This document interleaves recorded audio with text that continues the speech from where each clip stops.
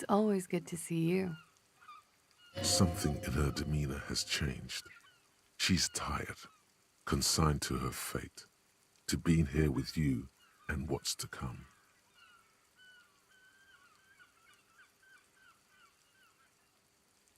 I understand. Just like that. No resistance. Her shoulders are slouched, her feet long and straight.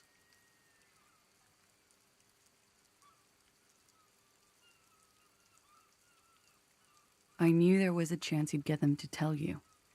It's what you do. You're the police. For what it's worth, I'm sorry for wasting your time. This is good. Clear the air first, between you two. Then move on to questions. No, it's not good. It's the opposite of that. This will let her dictate the terms of your... Shush, I can't hear what she's saying. If you knew we would find out eventually, why did you waste our time? Because of the Hardys. I couldn't just dispense with them. They were only trying to help me. Out of the shit I'd gotten into. You're right. There's more. You answer to the coalition government, and by extension, the moral intern. Briefly glancing over her shoulder to the sea, as she's done time and time again. A grand expanse of water reaches over the bay and to the horizon, grey and pale violet in the morning light. The pale, the Muindi Isola, the Occident, and then Oranje, the old, old world.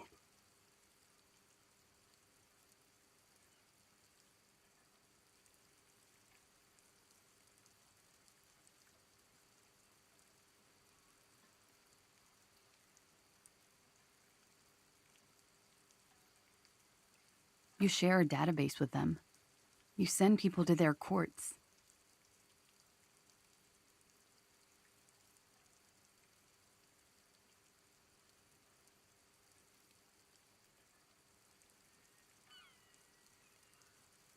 I have people after me, and they have friends in the moral intern. Some are moral intern. If I show up in your records, officer, they will find me. They will. What happens if they do? They will kill me, sir. If you file my name, take me in for questioning, enter me into the moral intern mill, well, then I'm fucked. For nothing. This murder didn't have anything to do with me. Fucked? People after her? Moral intern people? This isn't Oranese lit. Here we go. For once, you seem to have her off guard. Actually, this murder did have a little to do with her.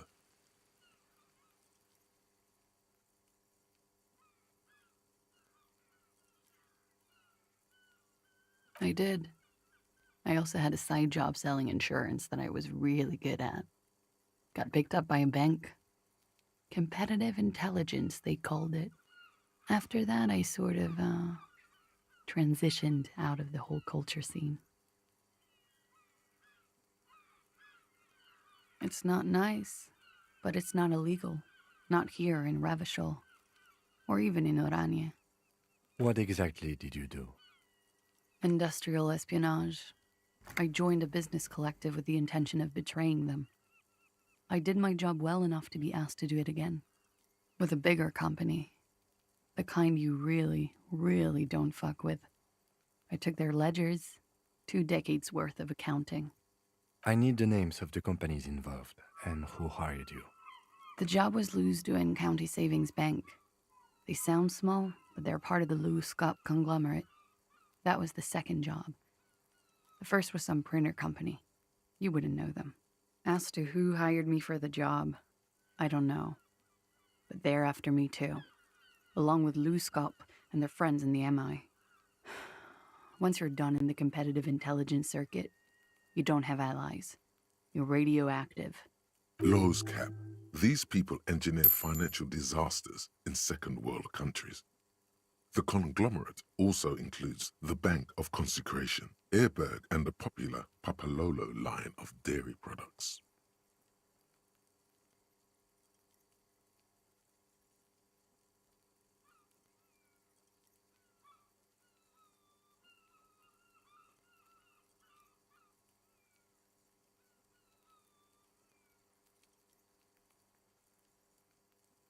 I am a destroyer. People lost their jobs. Good people. Not just C-suite assholes.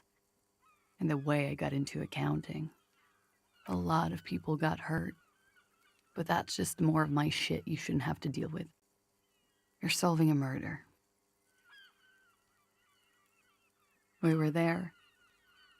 Together. In bed, I mean. Okay. He was in a kneeling position. He had just entered me. I was on my back, looking at him. I heard the window behind me shatter, and I turned to look. There was a hole in the glass.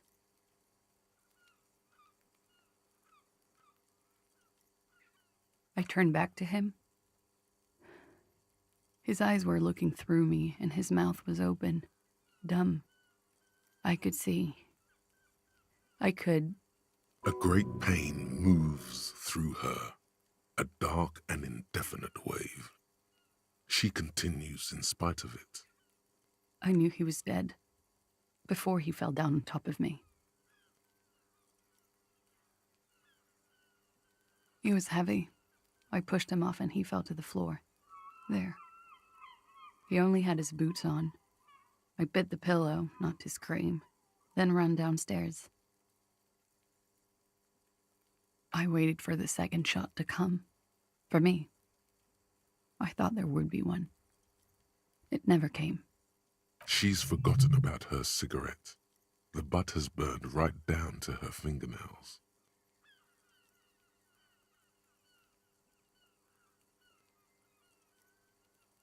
Oh.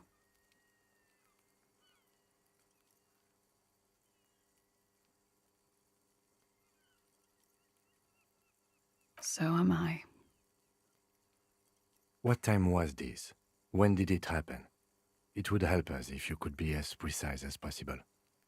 11:30 to 12:15. I don't know the exact time. Around midnight. It's okay. Were you inebriated? Not as much as usual. He'd done a line, plus other things. I was drinking. Wait. Titus said she was gurning her jaw off, much more than usual. Oh, yeah. I did one of his lines, just to clear my head. Did you hear or see the shooter in the course of this? No. Sylvie was tending the bar. A lot of people were there. The Hardys were at the table in front of the stage. I think the Union box was full. Ruby was there too. They were having such a good time. I sat down and they all welcomed me. I didn't even have to say anything. Ruby knew something was wrong. Ruby? Ruby. You know, the leader. The leader? Of what? The Hardy Boys.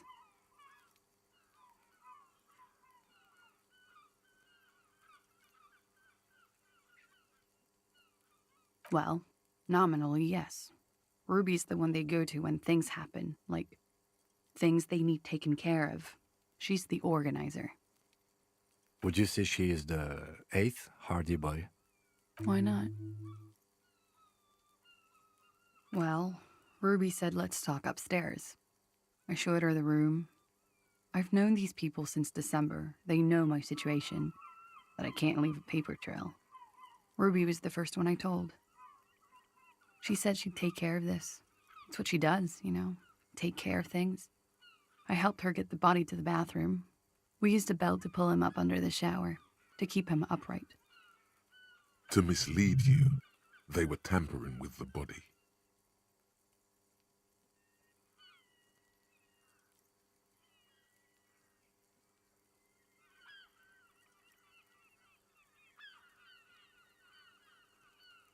To produce lividity, matching a hanging? Yes. We completely missed the tampering. Looks like you got there in time. What was this, 20 minutes after death? About 20, yes. Ruby explained it would make the blood. You know what he does.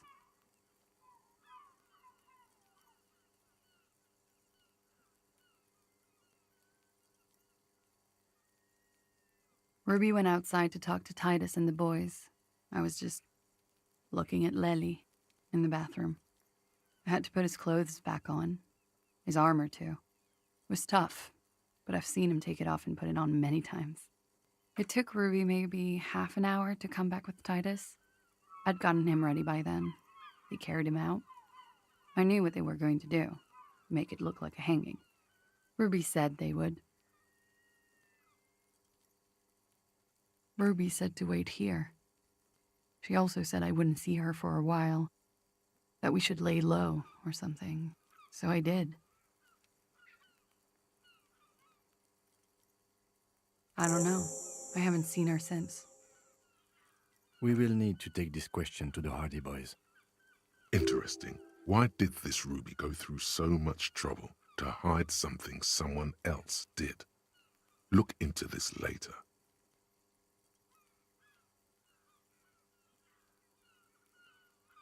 What are you doing? Coming up with a theory. She said Ruby knew something was wrong before she said anything. How come? It was loud downstairs. She couldn't have heard the shot. It is ominous. You already coming up with theories that put the blame on someone other than Clausia.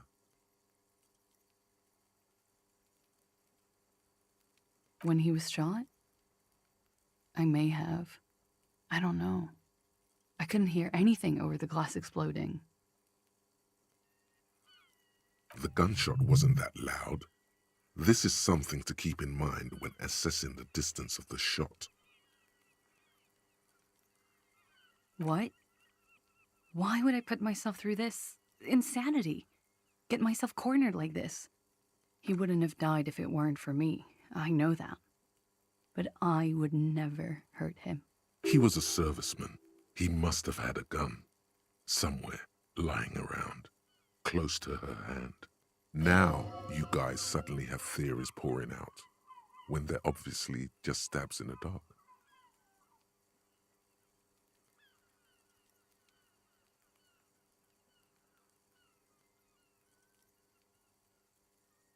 I did not kill him to defend myself from rape.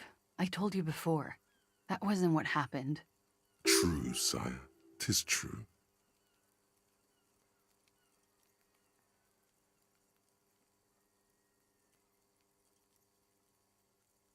No. I specifically asked him not to carry firearms when he was with me. He only had his stupid armor.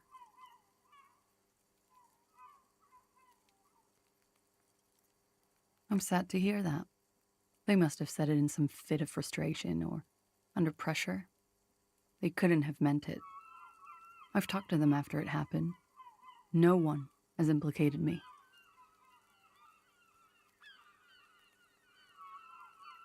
Like what? That's the first thing that went through my head when I heard the glass break. I thought they'd found me.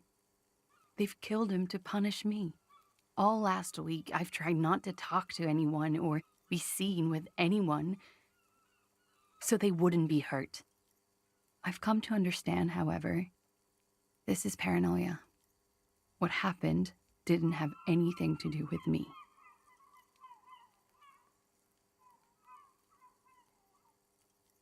We can't go after loose cap.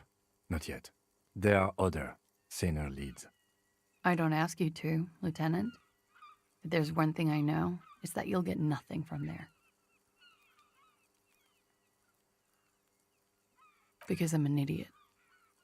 Which is an indicator of truth. Idiot. She's nothing of the sort.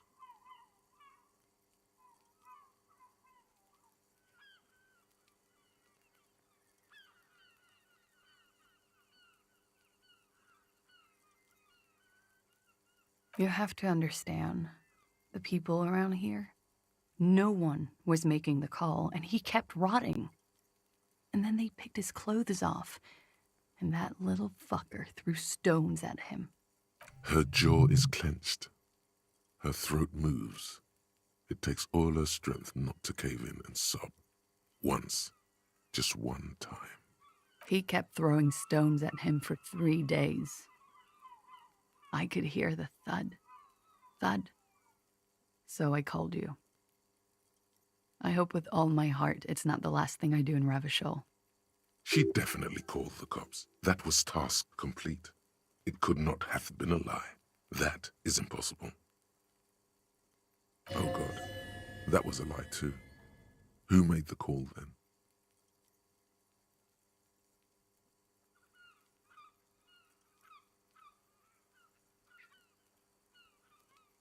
She did, of course. Last week, Angus and Titus's brother, I think he's called Tibbs, took care of it. You should have another look at that window after this. Reconstruct the scene. It's right there.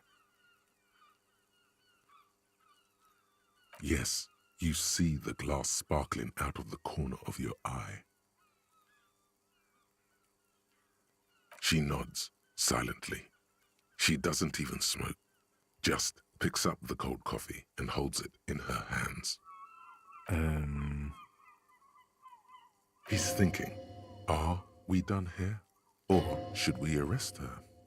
She's a flight risk and she lied to you. She should be taken into custody.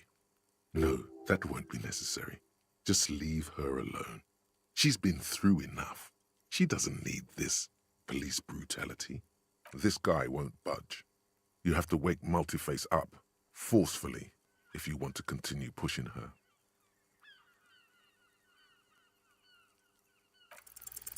Who? What?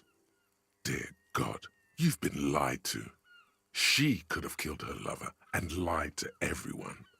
She's not candid at all. She's smoke and mirrors and will-o-wisps. She probably didn't give you her real name either. Why would she? Arrest her immediately, before she further entangles you in her web of lies. Take it easy. Don't overcompensate with this course correction. Ask questions first. Yes, start at the top. Choose at the bottom. It's how we've always done it. No rush. See?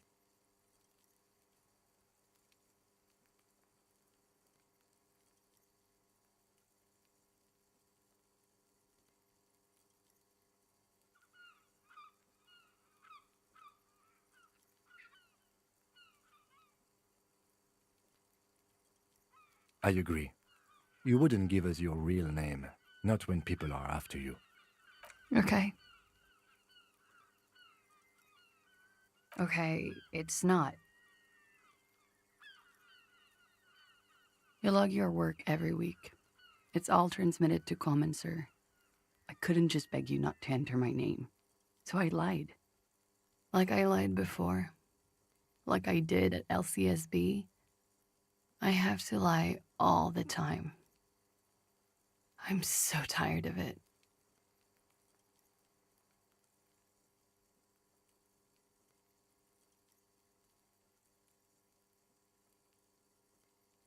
No, it's submerged in a plastic buoy on the coast, in the reeds.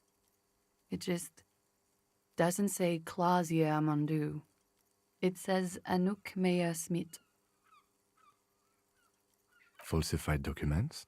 Passport and visa. Given to me by my employer. I can't even use them. My employer probably leaked the name, Mea Smith, to hurt me. Why would they do that? I didn't show up to a rendezvous. They don't take that lightly. I didn't show up because I was afraid they'd do something to me. The job was finished. I'm just a liability now. West of the boardwalk, in the reeds, on the coast there. I put it there when I first arrived. Haven't been there since. I'm not sure I could even find it now. It's useless.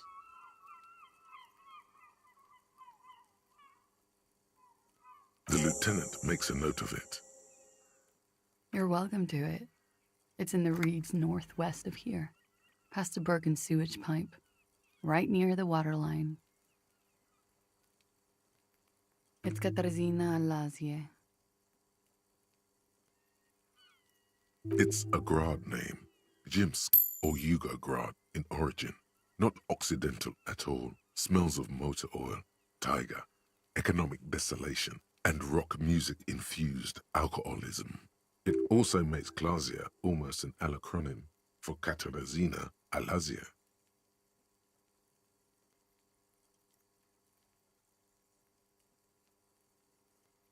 It was a sentimental thing.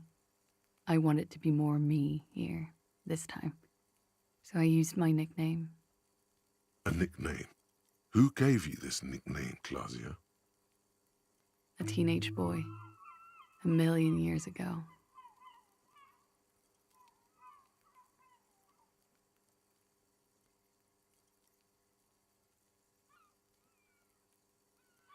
My parents were Zhimsk immigrants, but I'm nationalized Oranese. All I remember is Oranie. Alasie is my father's name.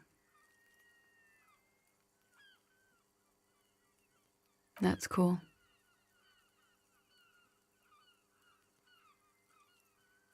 I am.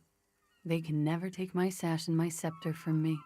Yes, they can, for lying. She nods, her back straight, ready for whatever is next.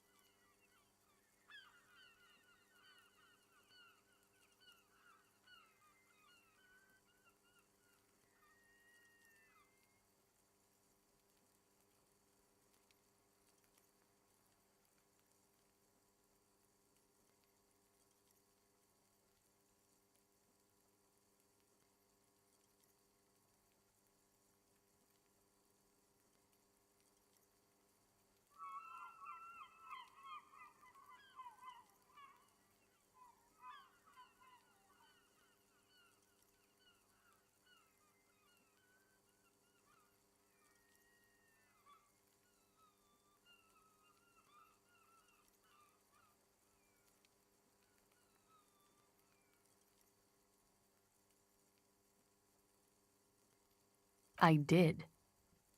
What is this? I called your desk or whatever it is. The numbers are all over town. Call 8-100-2 for emergencies.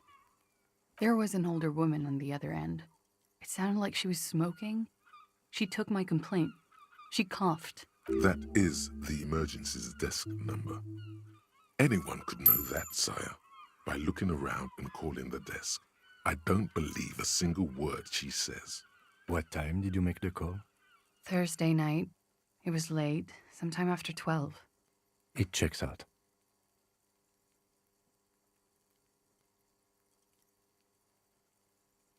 But I know the time of the call, too. I know I have not been 100% truthful with you, officers, but I am now.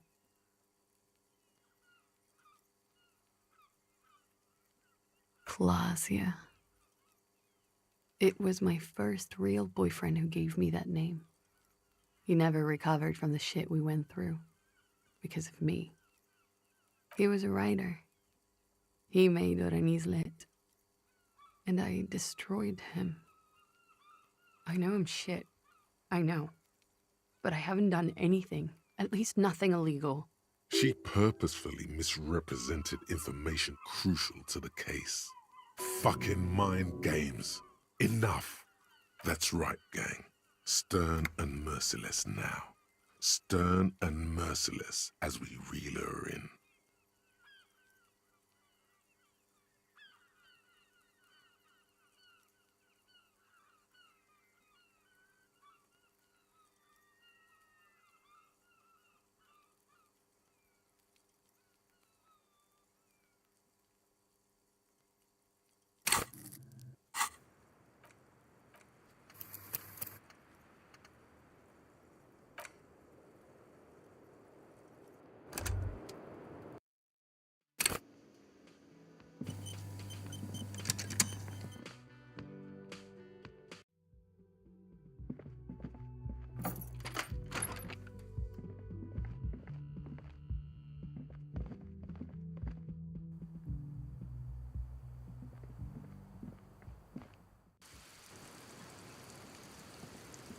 It's always good to... Something in her demeanor has changed. I understand. Just like that. No I knew that for what it's... This is... No, shush. If you knew... Because of the Hardys. I couldn't just... You're right. You answered. Briefly glancing at a grand expanse of the Pale, the Muindi. You share a database with them. You send people to their court. I have... What happens? They will kill... Well, then I'm... Fucked. Here we go. Actually, this murder did have a little to do with her. I did. After that, I sort of... It's not... What exactly? Industrial with a bigger... I need the names of the... The job was loose to ask to who... Laws cap. These people engineer financial disasters in second world countries. The conglomerate also includes... Yeah. Papa fucking Lolo wants to kill me.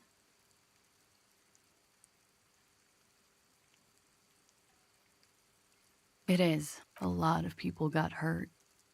But that's just... We were there, okay? I turned back. A great... I knew he was dead. Before he fell... He was heavy. I waited for... She's forgotten about her cigarette. Oh. So I'm... What time was... 11:30. It's okay. Not as much. Wait.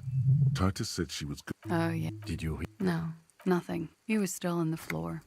Sylvie... Ruby was there, too. Ruby? Ruby. The leader? The Hardy boy. Well... Would you say... Why not? Well, she said she... To mislead. To produce... Yes. We complete... About 20, yes. Ruby went out. It took Ruby maybe half. Ruby said, I don't know. We will need... Interesting. What are you coming up with? It is ominous. You already coming up with When he was... The gunshot wasn't that loud. This... What? He wouldn't have... He was Now you guys suddenly have theories pouring out. When they're obviously just stabbed. I'm sad to hear that. I didn't... Trues. No. I specific... Like what?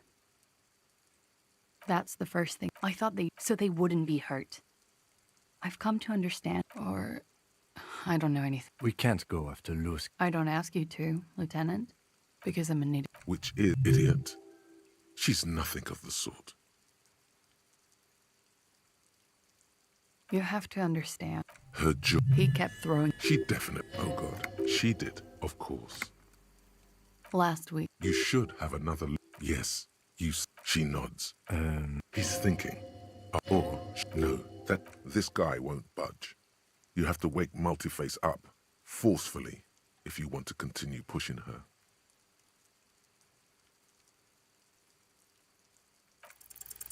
Who? She probably didn't take it easy. Yes, see?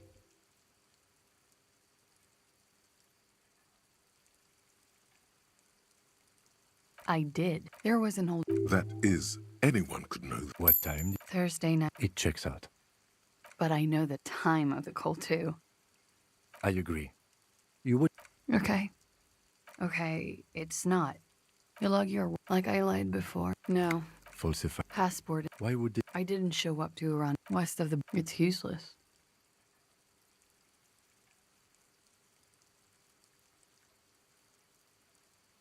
The lieutenant. You're welcome to it.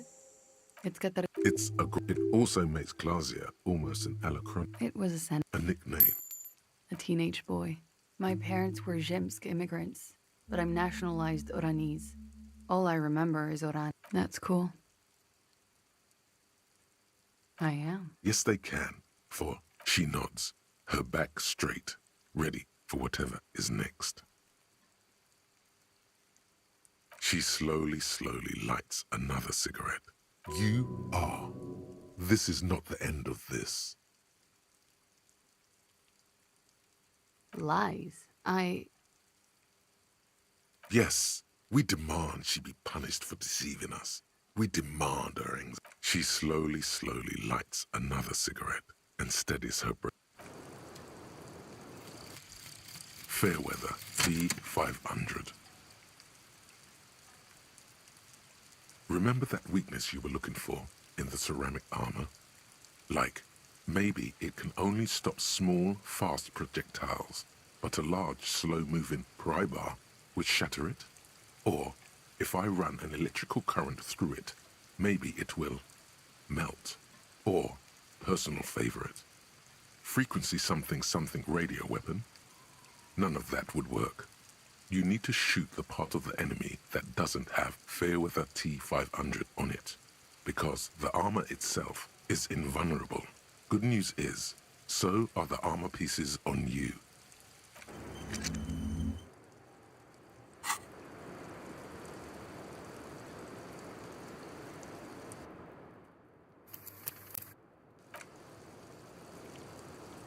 Officer, what brings you up here in the rain? Lies. Yes, we demand. There may be grounds here, at least for an extended detention. This bastion of willpower here, a little whimper. The young. Klasia. It was my first real. He was around. I know him. She purposeful. Fuck it. That's right, gang. Stern and merciless now. Stern and merciless as we reel her in.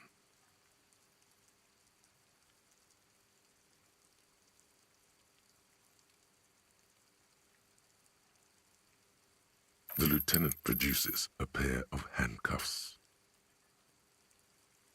Please no. I think I know who did it. Who shot Lely. I can tell you. I can help you. She knows something. She's silent for a second, as if looking into herself for certainty. Then, in a hushed voice, she says, Ruby.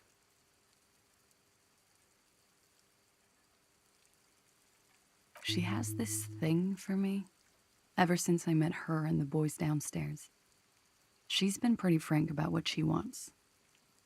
Sex. And more. I made the mistake of confiding in her. I told her I was on the run. She started protecting me. It became an unhealthy relationship. When I started spending time with Lely, she told me to end it.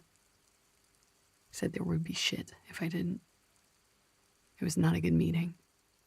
We stopped talking after that, but... I don't understand. What exactly in your relationship made you think she's romantically interested in you? She said she's in love with me. She even asked me to run away with her when I told her I'm a fugitive. She started developing notions about our relationship. And you led her on? A little. I was flattered, you know? But then I had to let her off, and it was not easy. I came to regret being friendly with her. We maybe kissed, nothing more.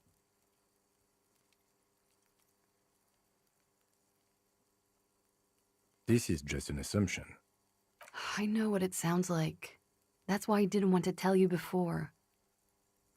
But she knew what had happened when I came downstairs. Somehow, she knew Lely was dead. She wasn't surprised at all. When we came up here, she was calm as a stone, too. She cleaned it all up like she had a plan. This is a familiar theory. You had it too, remember? Could it be that Ruby was covering up after herself? The lynching? Yet again, you're coming up with this. The worst thing is, it may be true.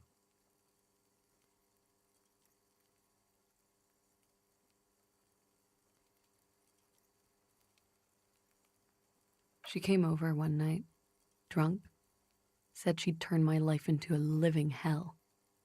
I've been threatened before, so I can tell when someone knows how to do it. And she's a pro. She must be. To keep the Hardys in line. I tried severing ties with her after that. I thought it had worked, but... Some of that fear is still with her. She exhales sharply. What are you talking about? She's afraid you'll arrest her. She could have had access to the roof. You've noticed that door there, right? Maybe it leads downstairs. She could have come to the roof through that, then taken the shot right here, where I stand. It was dark outside. I wouldn't have seen her. Then slipped back downstairs without anyone noticing. That is possible. Interesting theory. Did she know that door exists? Had you been out there with her? Yes, of course. She's been up here many times, jacking private stations off the ring antenna. She used to come here to drink on the roof with me, before it got weird.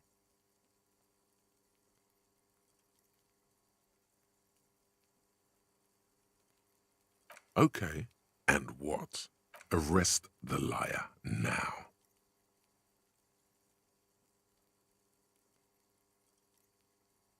Her. Stop letting her distract you.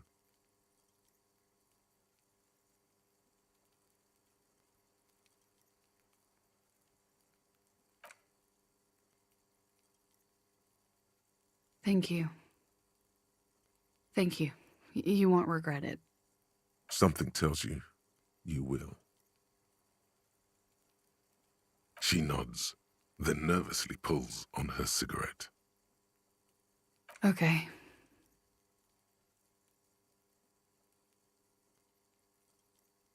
She slowly lights another cigarette and steadies her breath.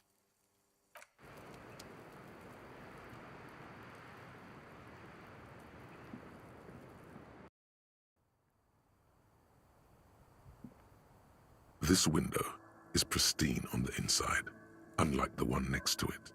Light from the desk lamp, golden light, melts away into the blue, glassy darkness of your mind. In it are two neon-lit shapes, a man and a woman on the single bed. A two-hearted spider. Like the witness said, the man is kneeling, the woman is on her back. It's the night of March 4th and a shot has just been fired. The man looks directly at the woman. The shot's possible directions converge in his mouth, a ray cast from somewhere outside, entering his brain. From the roof outside, location A prime, the glass fractures around the bullet hole, shards face inwards like a corona behind the woman's back. The man does not know the bullet has entered his brain. He never will. Death comes faster than the realization. The ray cast from the man's mouth unravels into a fan of possible directions, all on the roof at first. The shot could have come from any of them. This is composite location A prime, most likely of the origin points.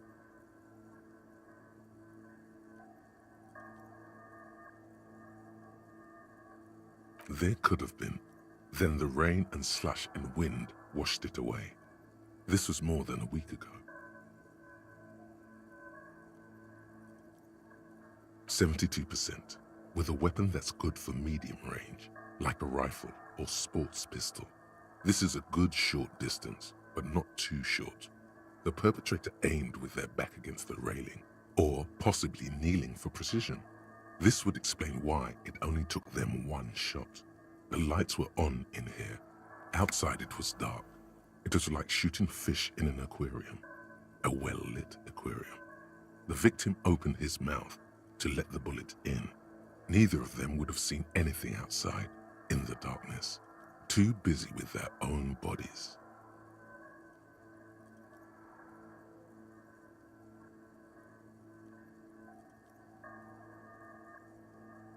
Point X would contradict the woman's testimony, rendering the entire proposition void. These figures would be wiped out, detective. None that you've found thus far, but that doesn't mean there aren't any. That's a 28%, yes. In this model, the shot could have come from a greater distance. Nothing excludes the possibility. Should we extrapolate to include every possible point of origin in Martinez?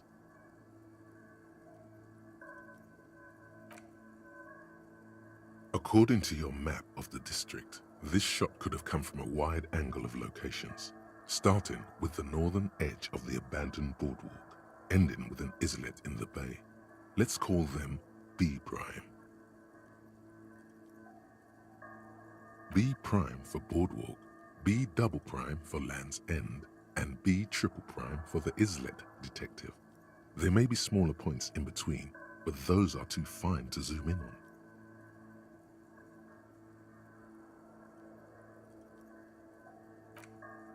"700 meters away, the likeliest of these B positions, 20% chance. A skilled sniper could have made the shot, provided he had a safe sniper's nest. Even with the light on inside, we're talking military training. At that distance, the perpetrator would have had to take wind direction into account. 1.2 kilometers away, the least likely of these positions, let's say 3%. A truly skilled sniper could have done it, possibly from a tent. No, too far-fetched. 1 kilometer away, an unlikely point of origin. Beyond the docks somewhere, on an islet in the Bay of Martinez perhaps. There are islets there, badly charted as they may be. The shot would have been a small miracle, 5% likelihood.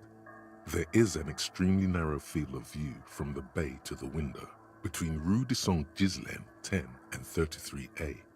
The angle would have been extreme, and access to the islets is questionable. From where, precisely?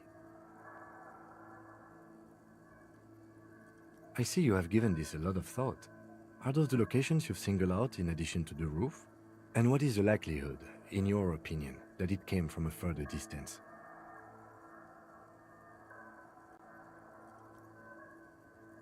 Okay, well, we should see if there is gunshot residue or sniper nests if we go down the coast. Rule these spots out one by one. It would be the diligent thing to do. Until then, personally, I'm going with the roof version.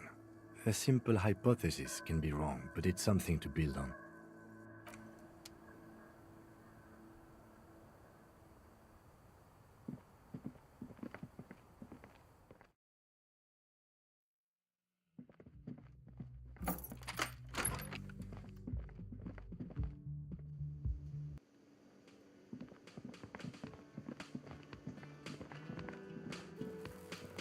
It's you again.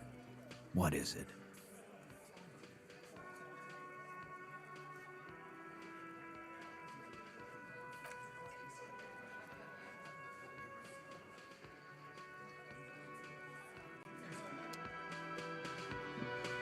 Behind the dockworker, you see 2, maybe 3 bushes grown into a single thicket over a period of circa 50 years. There's a yellow ribbon tied to one of the branches, light yellow, faded with time.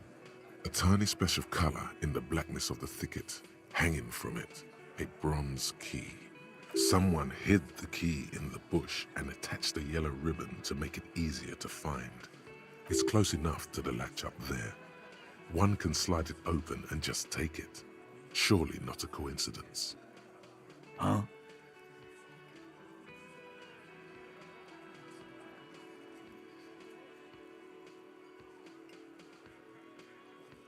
I'm not your janitor, cop.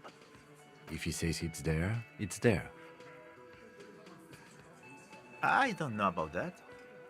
I'm comfortable here. Don't think any sliding would really help right now. Sorry, fucko. Looks like you're gonna have to go bush diving. Good fucking luck with that. The Hawthorne's got a bitch of a bite. I'm gonna enjoy. With a loud thud, the old man. The key is brass. Workshop spare is etched into its bow. The old man closes the window and sits back down in silence. Come on, man. We were just having some fun. Where's the harm in... I'm tired of listening to your shit.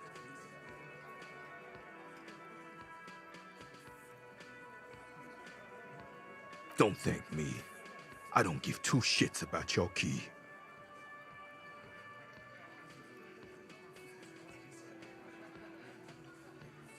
Didn't even know it was there. Boys. No idea. Never even seen it. Someone must have hidden it there before this room became our place. It could open the door in the kitchen.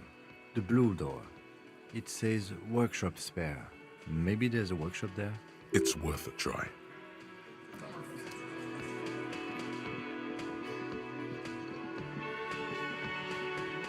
You see a heavy steel door with a prominent dimple lock. It could be connected to the barred door. The key fits the dimple lock.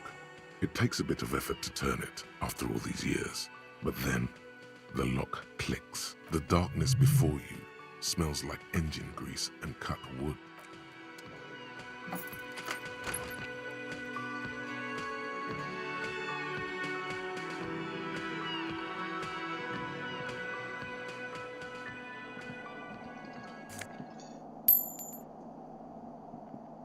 Over there, in the corner.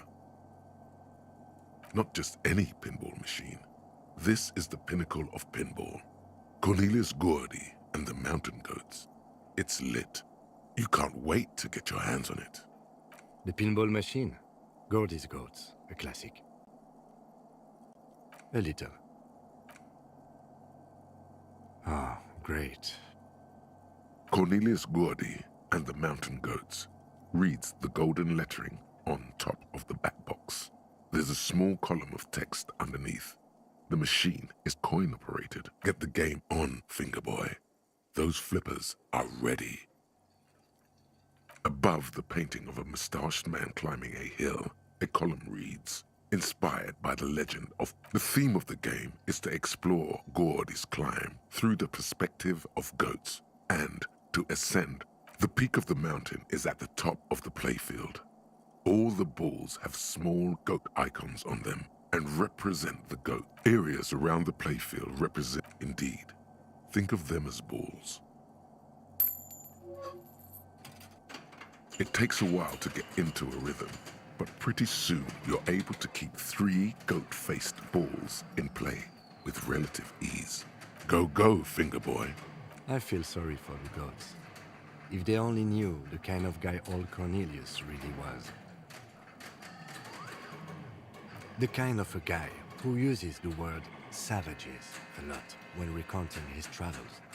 A masked nationalist. An avid huntsman too. He was often photographed in his dining hall, surrounded by wall-mounted hunting trophies from every continent.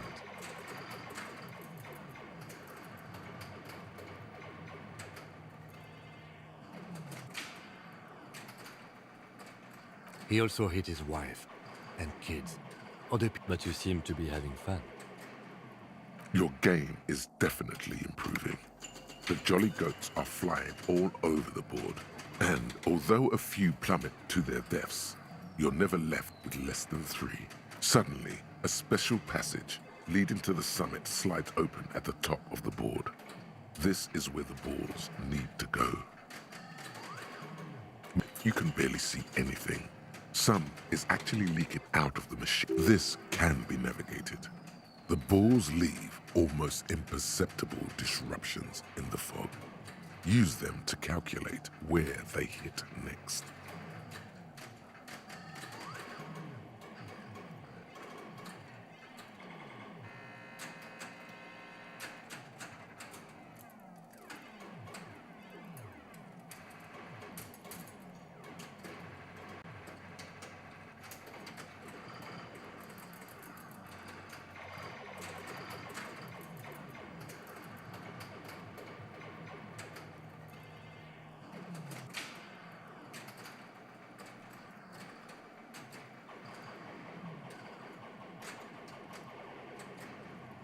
The amount of focus it takes to predict when a ball goat is in striking range is staggering, but it can be done. You're down to your last goat, going mostly by sound. Eyes are useless at this point, but that goat is something special. 5 times you snatch him back from the jaws of death. You're in a perfectly balanced system where neither you nor the pal is able to get the upper hand. This could go on forever. How, if you can't even see it? The last goat plummets into the fog with almost suicidal glee. There goes nothing.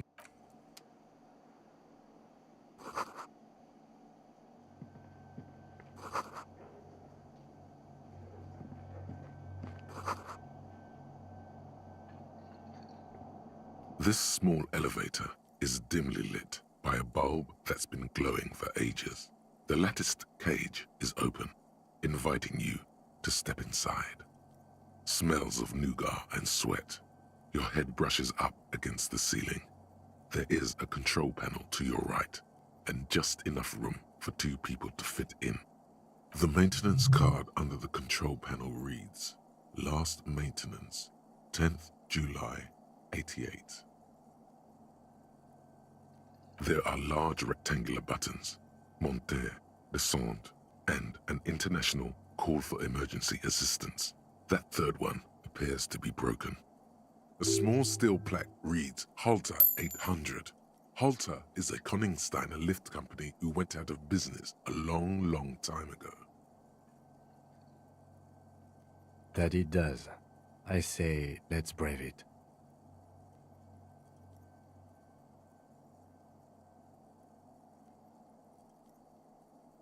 No, it was maintained in 88 of the previous century.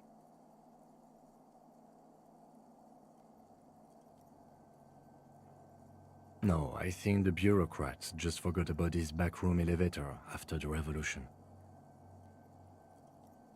Seems like a small freight elevator for transporting machinery. For that, it's pretty quaint.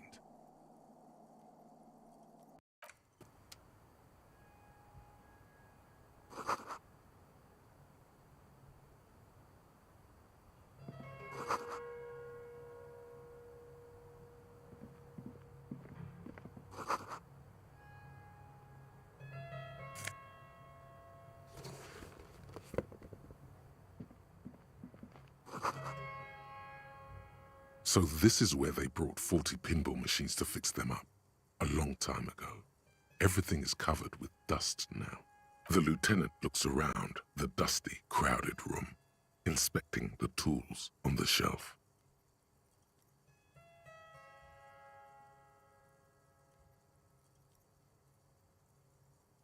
At some point, 20 years ago, 15 maybe, before pinball went out of vogue. Looks like it. I'm guessing Martinez North 22 used to be a pinball arcade before it became a hostel. There are machines left over. A creak. Some dust falls off a shelf. Downstairs in the hall, next to the main door. One of them even works. I've seen one of the hearties bang away at it. Remember the dice maker? Then that means...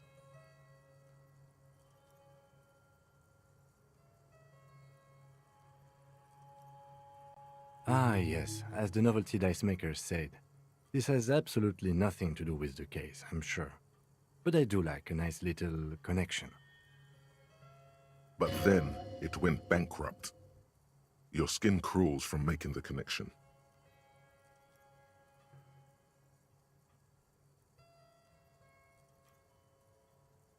If that's true, then our cafeteria manager is not going to like it. We should tell him what we found up here, omitting that suspicion. He does not appear to be the kind of man who likes his establishment to be part of a neighborhood ghost story about bankruptcy. Stupid superstition. But still, it would be interesting to see what the cafeteria manager thinks of this.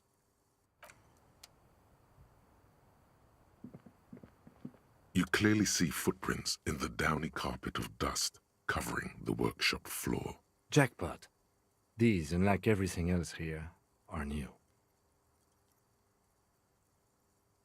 3 weeks maximum from the dust coverage. It could easily have been 1 week too. You know, officer, the Blue Door was a mega investigation after all. It has now converged with our main investigation, which I would say is quite large. It means someone snuck through what seems like a secret route leading to the roof. The roof from where you can shoot our victim. This is significant. These prints, officer, could be the prints of our killer. And if not, at least they're a good argument for this Ruby doing it, to present to Titus. Large prints, most likely made by boots.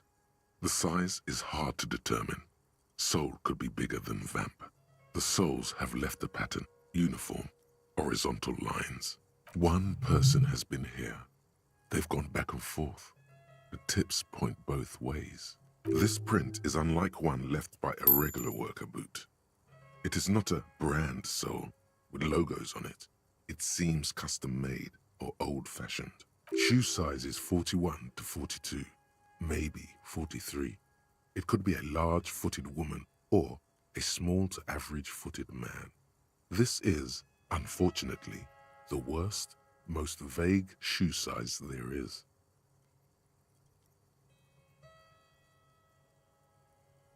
Between that and that.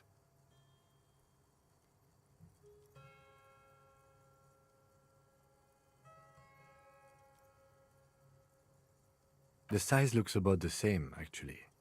They're not the same shoe, but they could be the same person.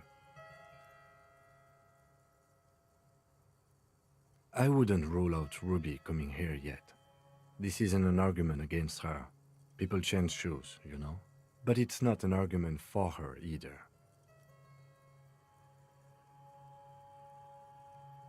No, these little horizontal lines are different. They look custom-made to me. Or some kind of foreign print. Hard to say. Still a boot, though. Everything around you is quiet. The prints...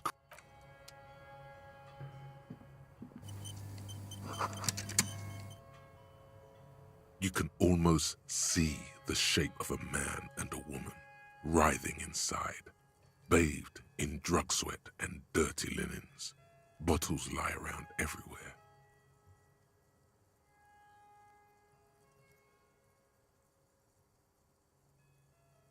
You can barely see through. Better not to jump to sensationalist conclusions here. The footprints on the floor, however, definitely suspicious. You lean closer to the peephole instinctively. I bet they're doing something quite unnatural there. This is the inside of the barred door you've seen before. Unless we've veered off into a folded M dimension, I'm expecting to step out on the roof. We could ask Class here about this route. See how she reacts? Folded M dimension. A reference to the popular science fiction series, In System. Look who's in a good mood suddenly, and reads science fiction.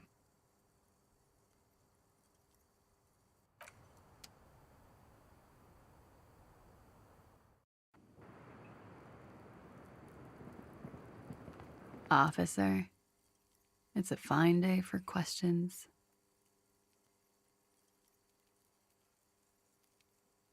Yeah?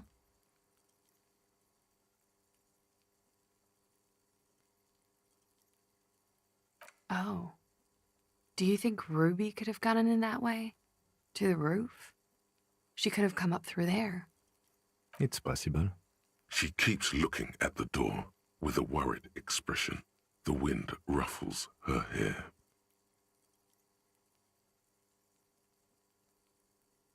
A peephole?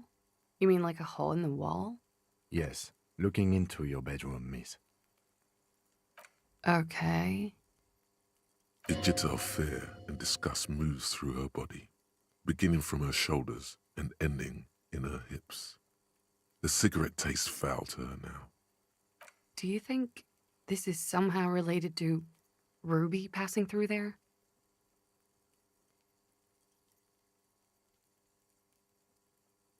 Okay. Do you have any way of knowing how long it has been there? Unfortunately, no. But if I were to guess, long enough. The perforation is under the bookshelf on your wall. It should not be hard to cover with some tape.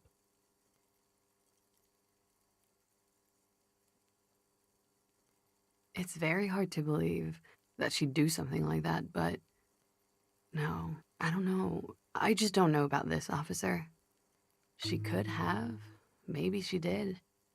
Or maybe it's been there for a long time. The local kids use it or something. Was there anything else back there? Huh. This isn't good. She's straight as a stick, suddenly.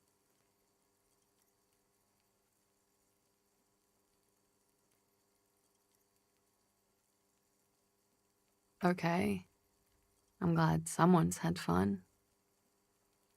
Mm-hmm. All right.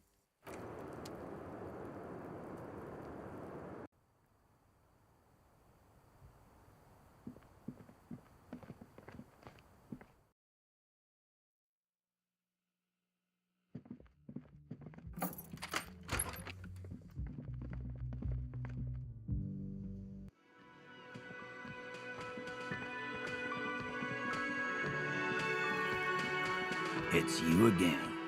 What is it?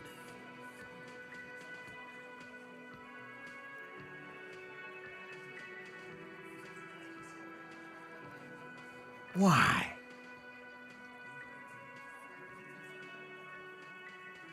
You're cuckoo, cop. I'm the only man responsible for this unit. Get with it, or fuck off. Yeah, fuck off!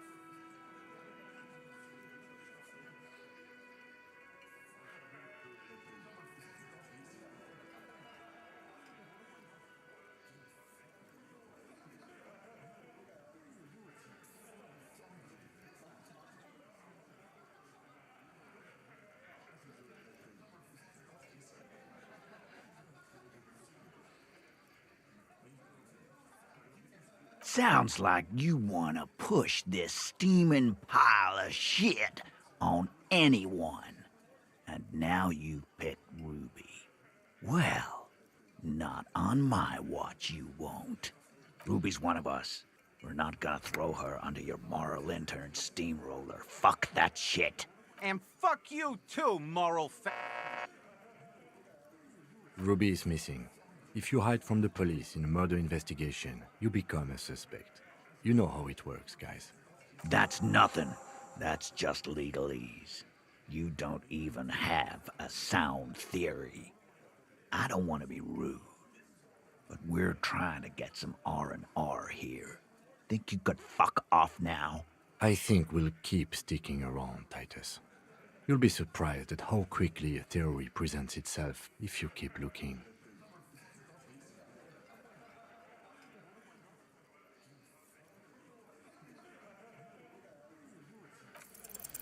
A sudden flash of lightning in your neocortex. The hostel cafeteria is lit by its airy blaze. Floor plans, bullet trajectories, webs of human emotion, all channeled into a single thought. Because she was here, all night, with us. He's cobbling together shit so he can put her away. It's Cop 101. She was here all night? 11:30 to 12:15? She was here during all that time? Yeah, with us, drinking, near the stage there.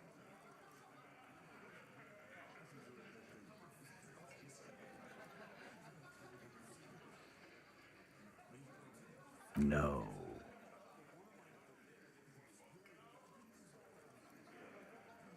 All right. She took a fucking leak, okay? For one moment. Maybe went out too. She has an operation to run from her lorry. We're not getting into what that operation is again, Cobb.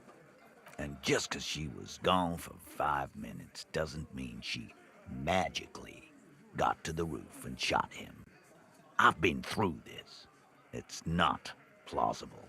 He's been through it. That means he's suspected her too. All right, we're in. We got Ruby unaccounted for sometime during the window. This was crucial. Now let's place her on that roof.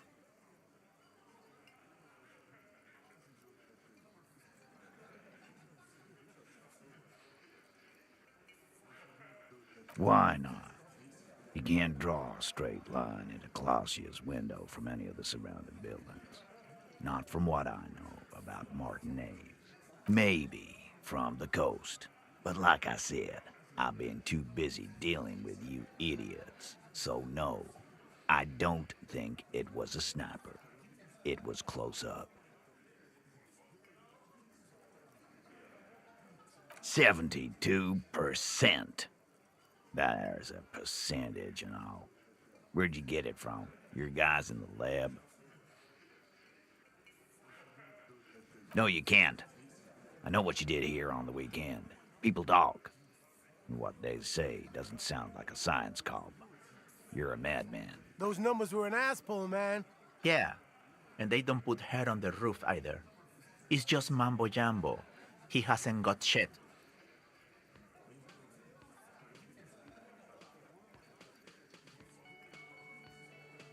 Oh.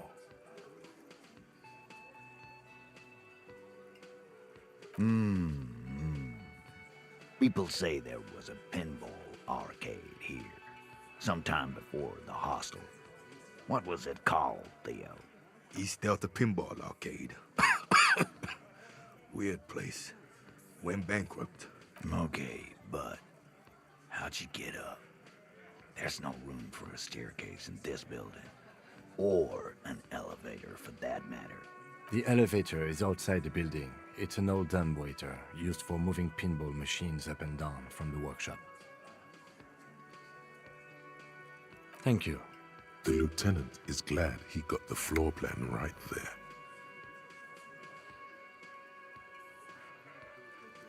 Ruby could have gone up, shot him, come down. All under 7 minutes. That's quite the theory. We need to have a look at that secret passage, boys. I'm on it, boss. Right when the law clears, me and Angus are going up there. It's a dumbwaiter, not an industrial lift. How about I go instead of... Shush now. You got something else to back this route up? Or is that it?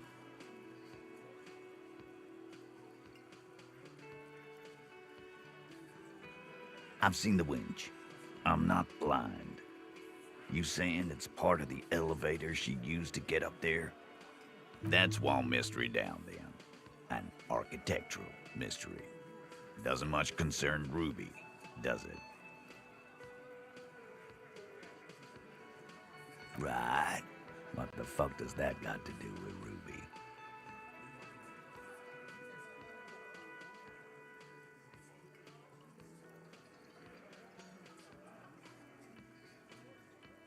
Wow, man, can we?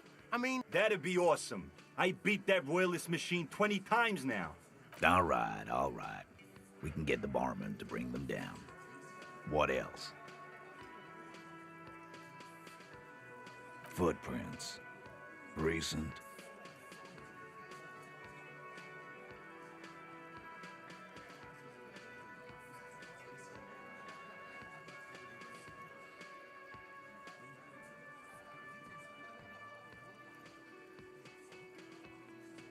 .43 is pretty large for a girl, don't you think?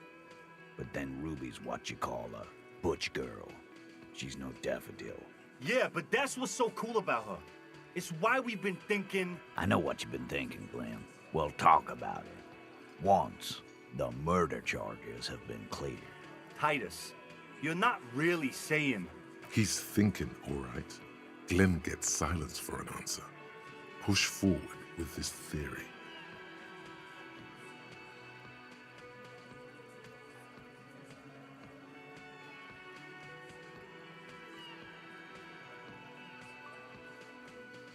I don't like guessing, Cole. No one does. It opens the steel door in the kitchen, the one that leads upstairs to the roof. This key was right here, with you, all the time.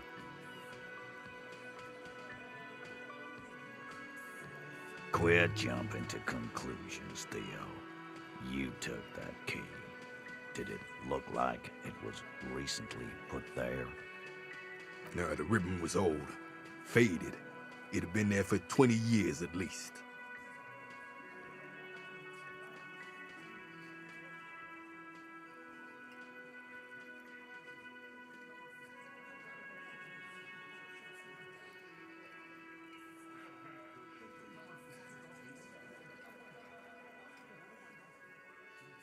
And then put it back. Why? It's damn interesting you found it there, but it doesn't fit with Ruby, and you know it. It doesn't fit well, but it fits, and he knows it.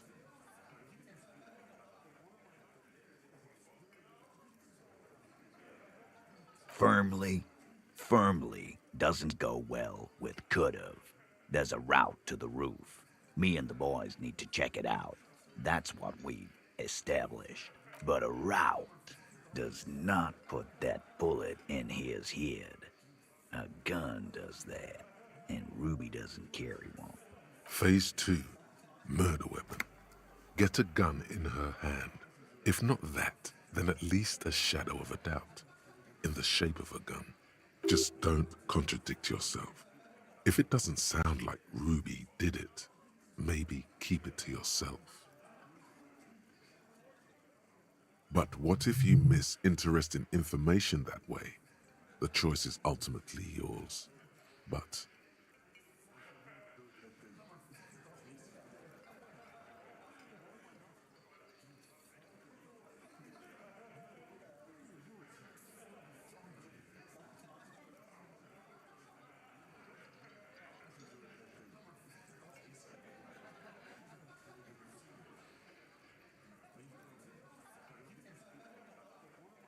God damn, that's just about your favorite topic, isn't it? Every fucking 5 seconds.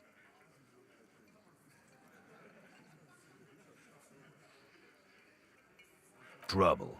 This is Revachol. Even the roid heads in the gym had a carbine. No one has trouble getting a gun. I still never saw her carry one. he must be referencing some past case of theirs. He's angry because he knows you're right. What he's saying only confirms your theory.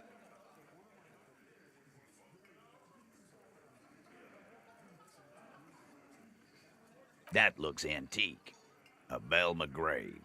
It's inoperable. Where'd you get it? 20, maybe 30 rifles, Titus. Also broken, but still, there were too many.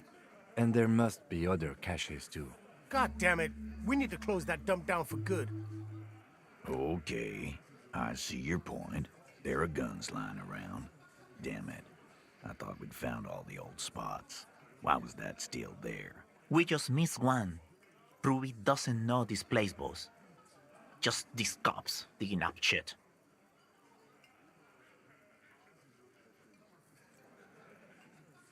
You lost your gun? What an idiot! Tell me, did you lose it before the murder?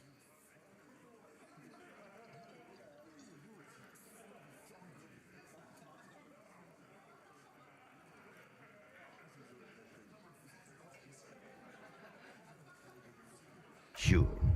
Take your sorry ass out of here. Ruby didn't use your lost gun to kill him.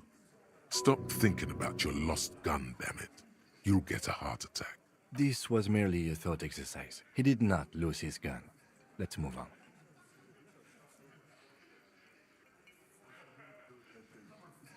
Yes, goddammit, I know what a 72% chance means. It means there's a 28% chance it isn't that. And 28% is no small chance either. Just making sure we are on the same page. It doesn't all fit. We are just sharing info, candidly.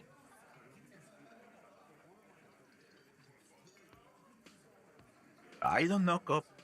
Why don't you find your lost gun first? Easy now, Al. This isn't comedy hour. Titus, we're not seriously considering it, are we? Ruby.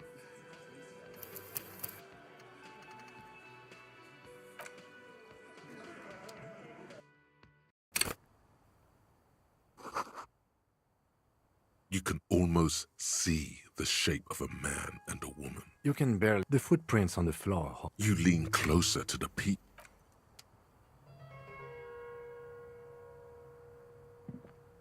You clearly... Jack, 3 weeks, Max. The Blue Door was a mega investigation. This is the inside of the Unless we... folded.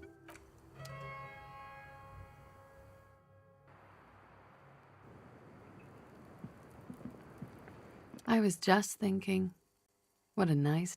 Yeah? Oh, It's possible. She keeps looking at the door with a peep. Yes.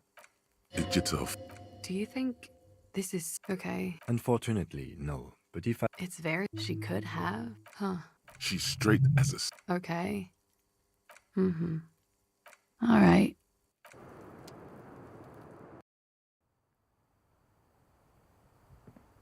Two neon-lit shapes.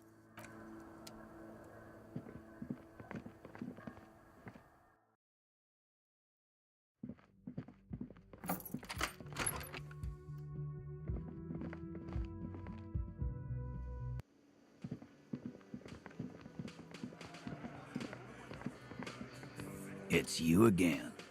What is it?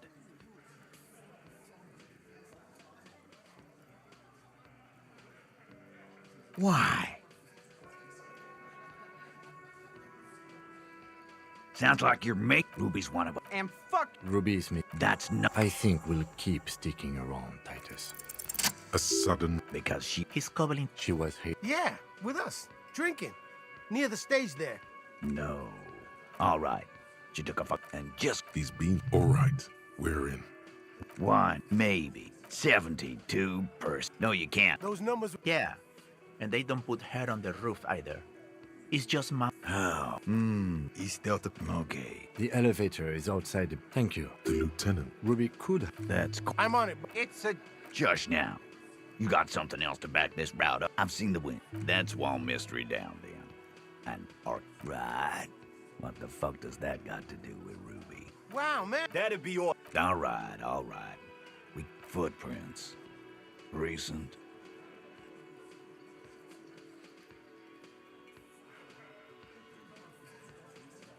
That close, huh? How fortunate.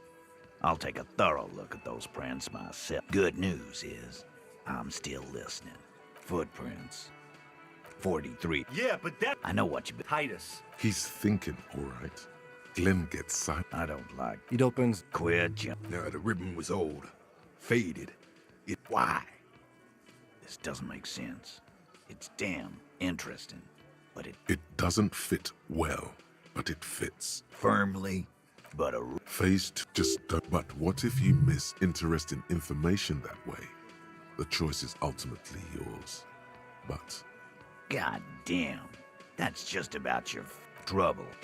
he's angry because he knows. Yes, Just making sure we are on the same page. that looked... 20. God damn it. Okay. We just missed one. Ruby doesn't know this place, boss. Just these cops digging up shit. All right, T, we're not seriously considering it, are we? Ruby wouldn't do this. Why would she do something like this? Phase 3, motive, the last component.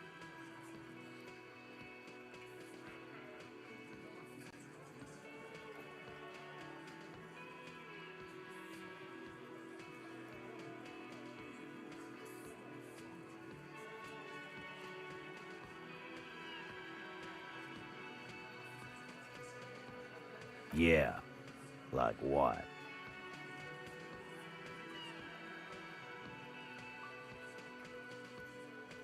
big man falls absolutely silent.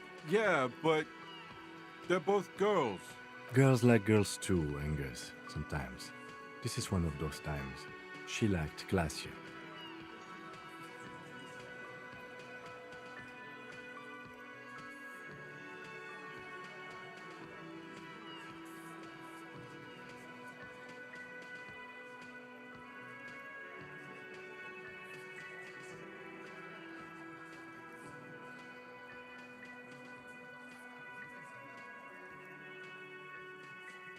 Yeah? No. Ruby's got more balls than a ball pit. You'd have to be an idiot not to... Guys, I'm not the only one who knew. Right? Knew what? First he says she's murdered him. Now she's a too? It's a lie. Come on, Glenn. She likes Monica's titties more than you do. Everyone knows which way the wind blows there. I did. I knew it. That's why she didn't fuck me at Fatty's birthday party. She didn't fuck you, 'cause you're 40, and you still live with your mom, Dennis. Ruby then threatened her and told her to end her relationship with the deceased. This is some sordid shit. It's also the kind of garbage our Miss Aronier puts out to cover her own ass.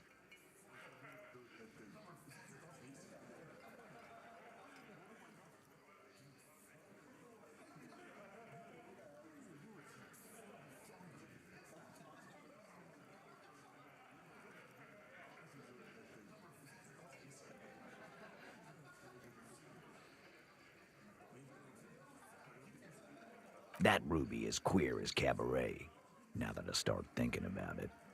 I don't know why I didn't see it earlier. And that's okay. Some are queerer than others. You can still be a hardy.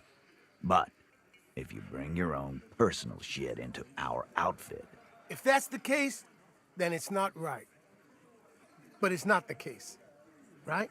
There are many pieces that fit together that way, Eugene. Face it.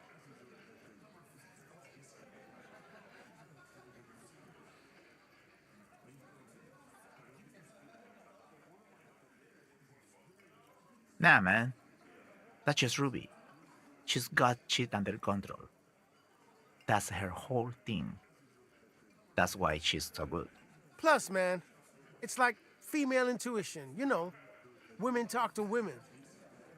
Which is sort of why we need someone on the team who they talk to. Not so useful. Fucking hell. Betrayal is not painless.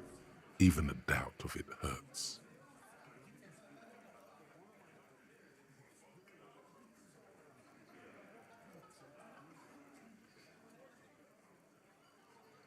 And I suppose you have a theory about that too, cop. Think about it. Why go through all that effort? It was her idea, wasn't it? The hanging. You went along, but she suggested it. She had, like, a fully formed plan and shit. Right when she came back downstairs. Really, Shanks? Claudia wanted to talk to another girl, that's all. She was just the first one up there. I could have come up with that plan if I'd have been first. Time for a logics demonstration.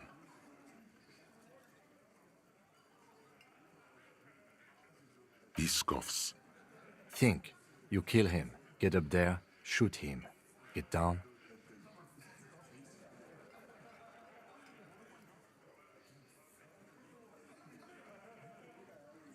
The man is silent. If she used us to cover her own shit up, well, that's a serious violation of the Hardy Code, boss. Which is why she didn't. This is fucking stupid, Titus.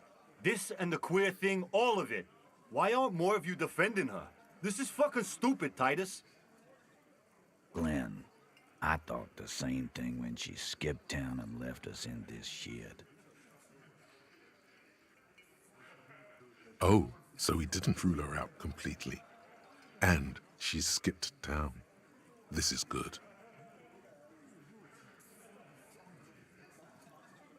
There's no fucking leadership challenge. Just when I thought you were taking this seriously, cop. you put your head in your ass. Man, now he's just throwing shit against the wall to see what sticks. Okay. We ruled out infighting. That's how this works, by exclusion. Remember, all we need to do is rule Ruby out too. That's all this is. You had expressed, on occasion, your dislike of the mercenaries' presence in Martinez, right? Whack someone in my district? That doesn't carry much favor with Titus Hardy. She has to know that.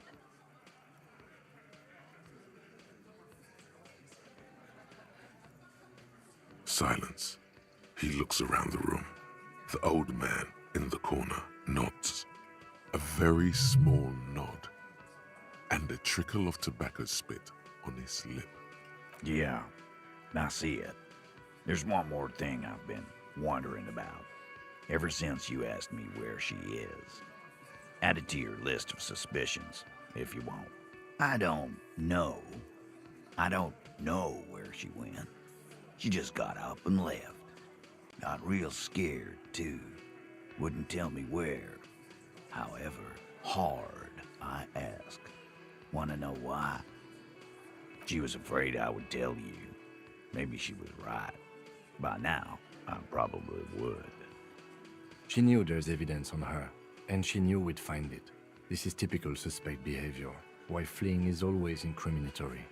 Perhaps. Ask her if you find her. It won't be easy, though. She made sure of that. Friday afternoon, when you first arrived, I got word the RCM was in town. Then she came in to see me. Told me she was leaving. That's when we had our little conversation. I told you. You. No, you. As in the cop with the sideburns and the disco clothes.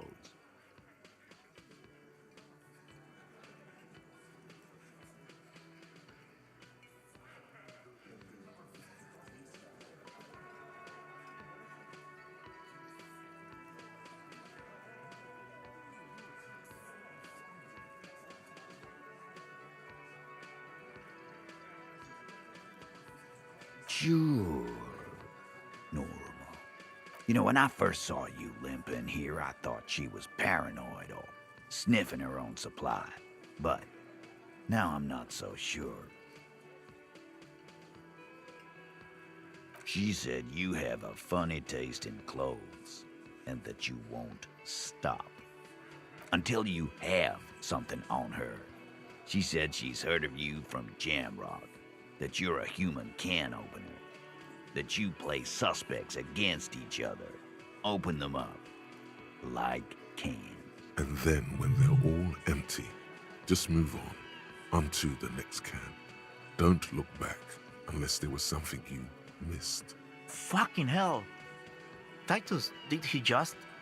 Open Angus up like a can? Yes, he did. Now, we can whine about it, whack him, or we can go on with our lives. I'm having a go on with our lives kind of day, Al. How about you? Silence. He nods. Yeah, there was something else. She wouldn't tell me, though. I could see she wanted to. It was burning on her lips. This caught Titus. This caught Pete. But she was too scared. She's not far. We know that much. She didn't take her lorry, so she's on foot. Good fucking luck, man. She knows this place like the back of her hand. You'll never find her.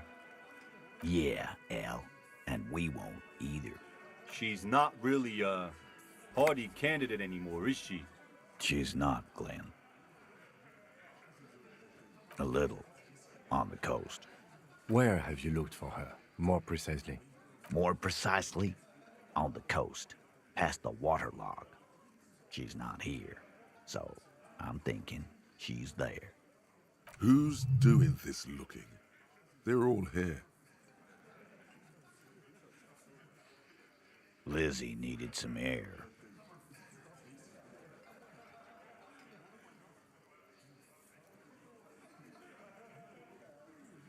No one goes to tell Everard anything. He knows what he has to know.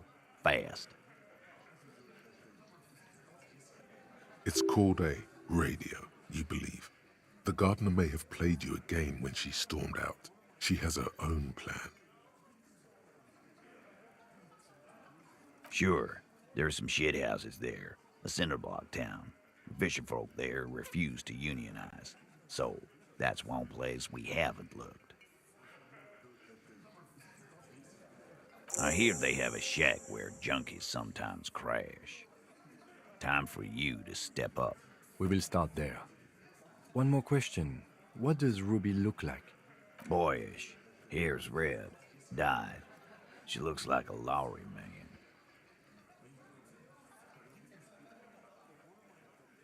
The what now? I have no idea. Boys? She said she's building a pale emitter. What? We were talking about radio equipment. She said she's doing Ulan frequencies and a pale something. I don't know more.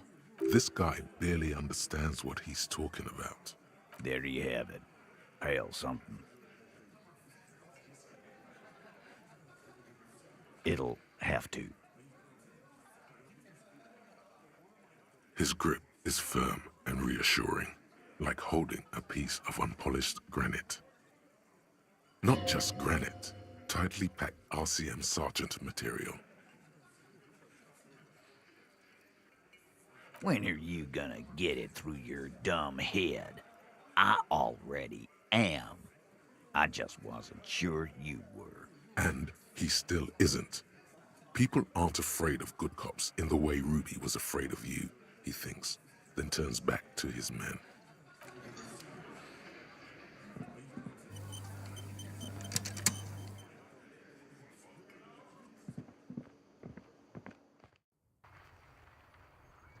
You think you have a pretty hot suspect right now, don't you?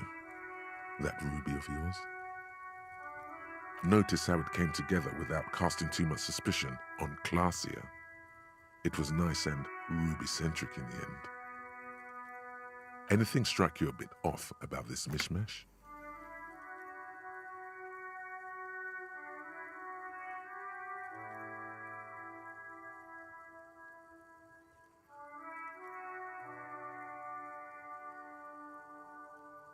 Notice how this hasn't come up at all. Even Hardy and his boys didn't mention it. Neither did you.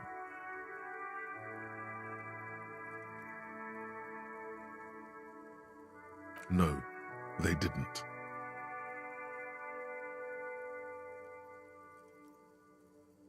Absolutely. It could have come from anywhere, but you're suddenly so certain it came from the roof behind the window. That's right. Finish thought. Just finish it and conveniently go on. She's watching you leave right now, you know that. Free as a bird on that roof, lighting up a cigarette and thinking, am I glad Ruby's in this shit and not me? Don't listen to this guy. The theory was solid. He's just jealous. Move on. It's no use harassing her further.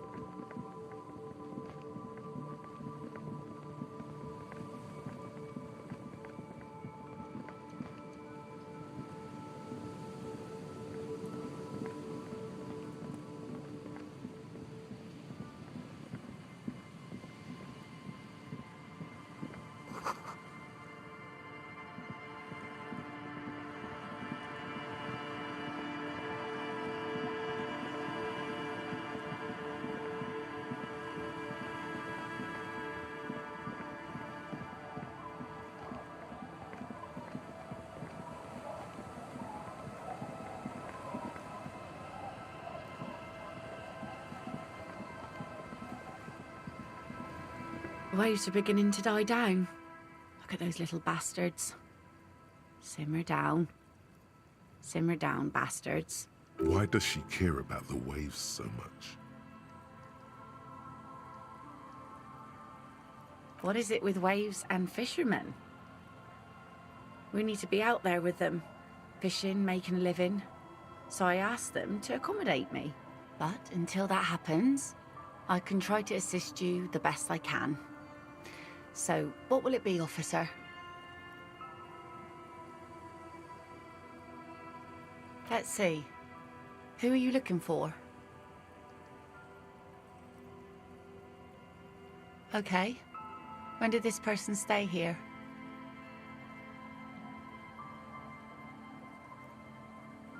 Oh. I've been out on the sea for most of the past week.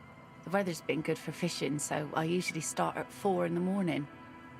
Yes, that's the optimal time. Got to make the most of the calm. I've been sleeping like a corpse after. The sea really takes its toll. Now I'm just waiting for the wind to settle to get out there again. Sorry I couldn't help you out. Maybe I can help you find someone else. Well, how can I assist you then, officer?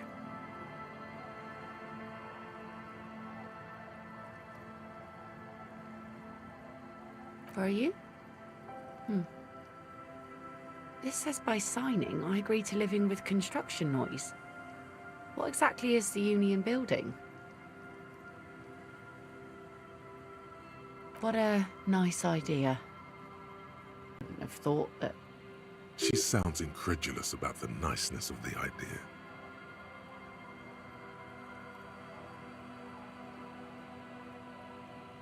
Aye, if you say so. Probably better that way. I mean, who likes construction noise?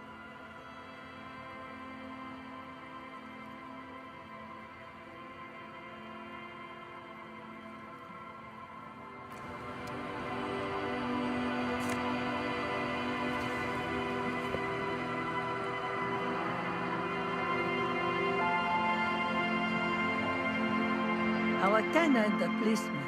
I hope the waves don't keep you up at night. What can I help you with?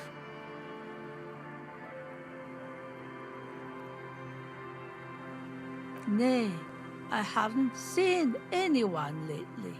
Because she's blind, which you seem to have forgotten.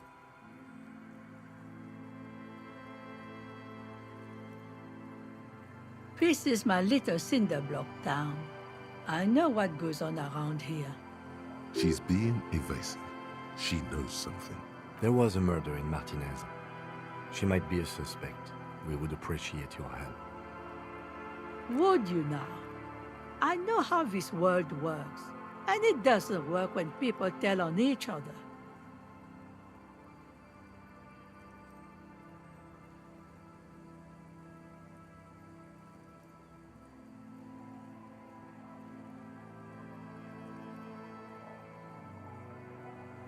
No, it's not like that, man. With him, we called you. Right now, you just arrived by yourself, like a raven plucking at the window glass.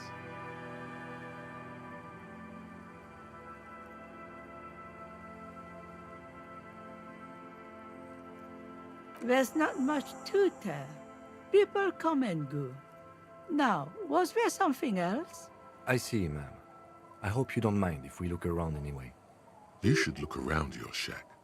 Maybe she's rented it out to others too. Just us. It's barely a village anymore. We almost don't exist. This is pretty much a non-place. A gap, a blank spot on the map, just a cluster of nameless shacks on a nameless street. The place is so pornographically poor, it's not even funny.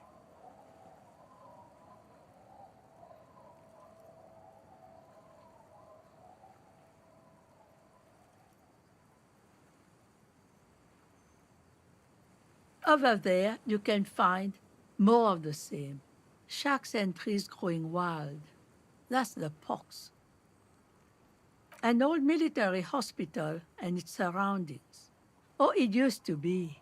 during the time of the suzerain. After the war, it was turned into a goodwill hospital for shell-shock veterans and folks looking for some quiet in the old sanatorium gardens.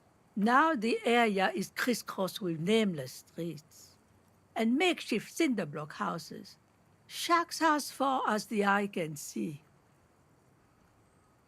The goodwill ran out. The staff left and the place was shut down.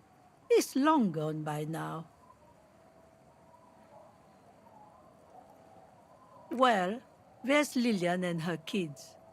A few new folks live in the house to the east, but they are away right now.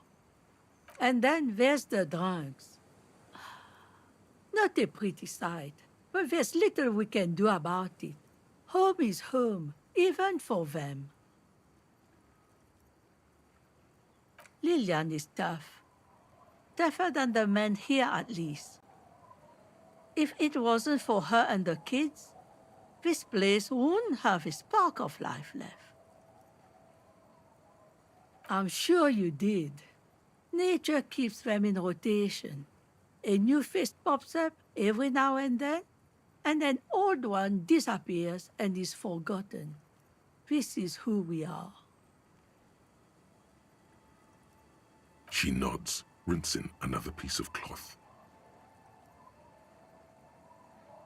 Me? No one. Just an old washerwoman. Mother called me Isabel, if that's what you're asking. And my married name is Sadie. Now it's your turn, Mr. Quite a handle you got there. So many titles. One of them double.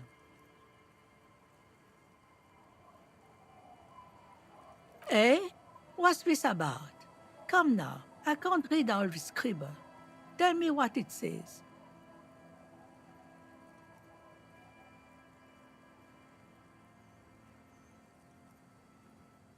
Huh. I might be half blind, but it looks like part of the village is gonna be a street. The best part. The part we need to get out of our houses. Have you asked Lillian about this? I won't even consider signing till I know she's on board.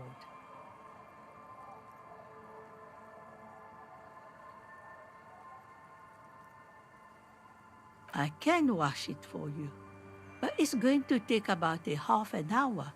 Think you can stay put for that long? Hell yeah. I could use a breather.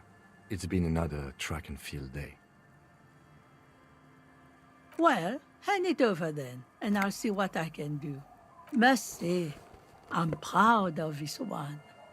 It's pretty nice underneath all that filth. I hope you'll have an easier life in your hands.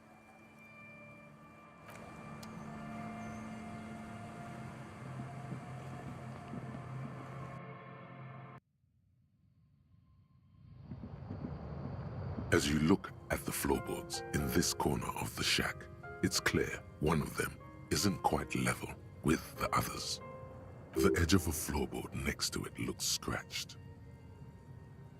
Hollow space underneath the floorboards is dark and damp. You can barely make out the mixture of sand and sawdust below. Nothing particular catches your eye.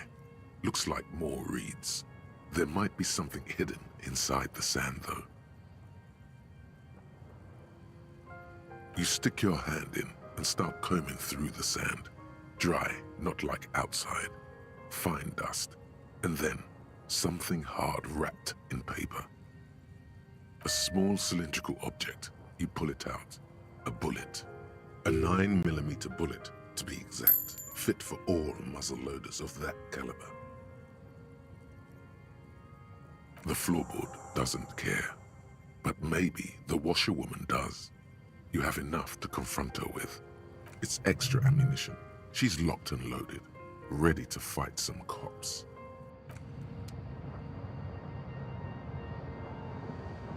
On the table, you see a bowl of water.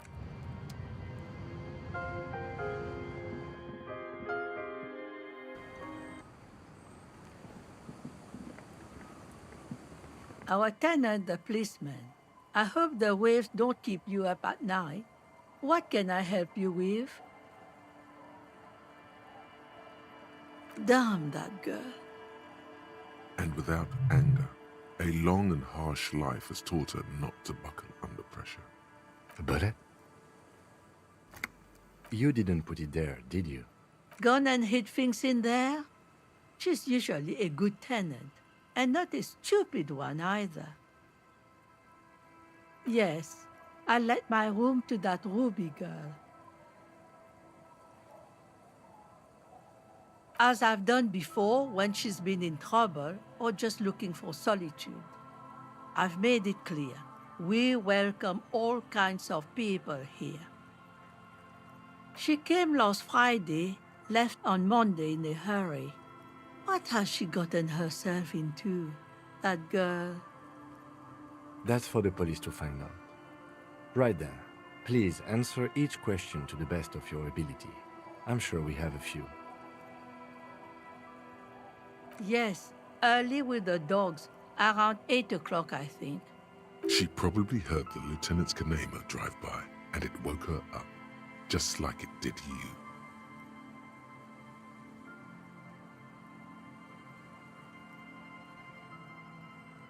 Yes, that is a downside of having a 130 kilowatt engine. It lets the bad guys know when you are coming. I cleaned it, like I always do. No, The truth, sire. she's good company. Knows how to talk to an old woman. At my age, you don't get a lot of quality conversation. So I really appreciate that about her. Did she talk to you much during her last stay? No, she was mostly silent this time, kept to herself. She tried not to let it show, but I could tell she hadn't come to fish. Usually she likes to cast a few lines, but this time she mostly stayed in her room. How would I know? She's a gruff one, but not violent. She doesn't go around toting a gun.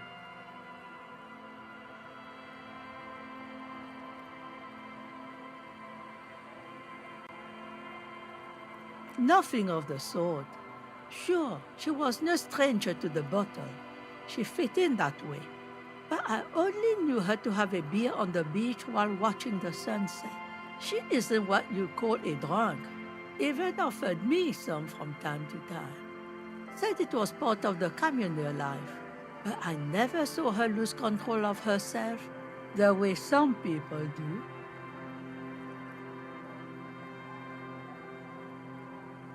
Not that I know of, though she was into nice music. She once showed me a few mixtape millions she'd made. Although I guess she was pretty handy with the mechanical and technical stuff. Even fixed the heater in the shack.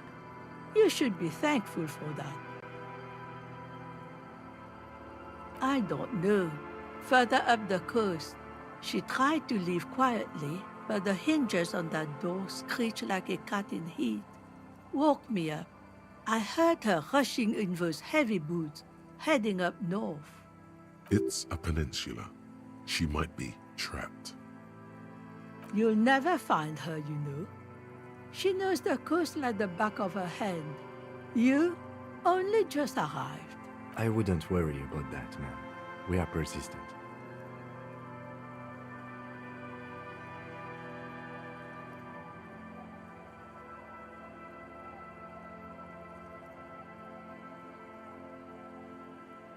Are you sure you'd rather stay here? Get a nice cozy fire going in the heater? Seems like a better idea to me. The failed electric mural. You feel like you should go look at it again. Step closer this time. One thing, officer. If you do find her, please go easy on her. She's a good girl, whatever she's gotten herself mixed up in.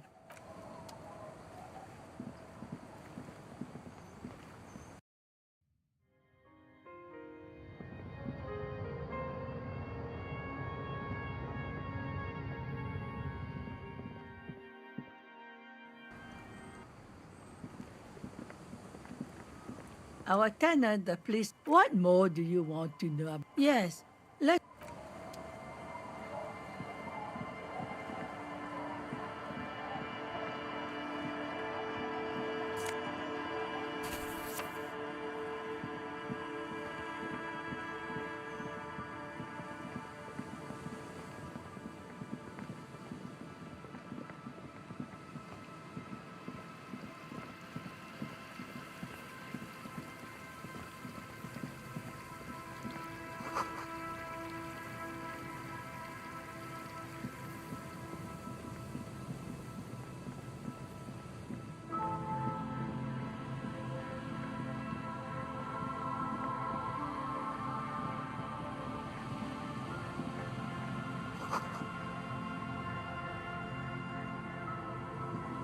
A metal and plastic contraption bobs up and down amidst the trembling reeds.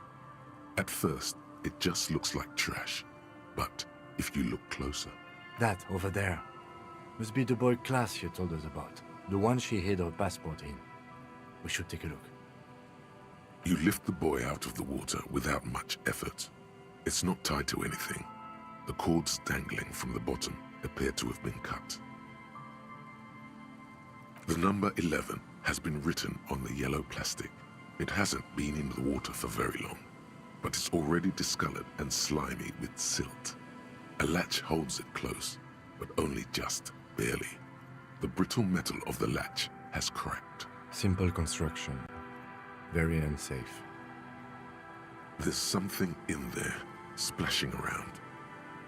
It smells like you would expect it to smell. A concentrated version of the coast. Salt, industrial slop and decay. The water this side of the peninsula is cleaner. Actually, smells a little salty. A shot glass's worth of seawater pours out. Some algae, and nothing else. Well, damn.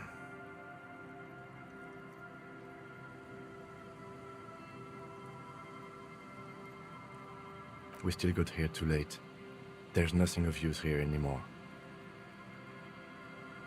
I have no idea.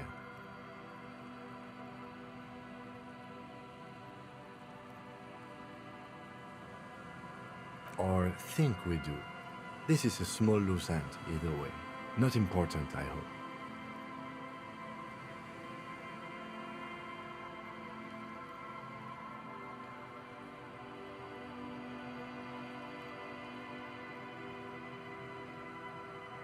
Might have been Glacier, might have been the people after her, might have been a local drunk. We should go. You could ask the miss what she thinks. Later, if you have the time. Though you doubt she'll tell you much at this point.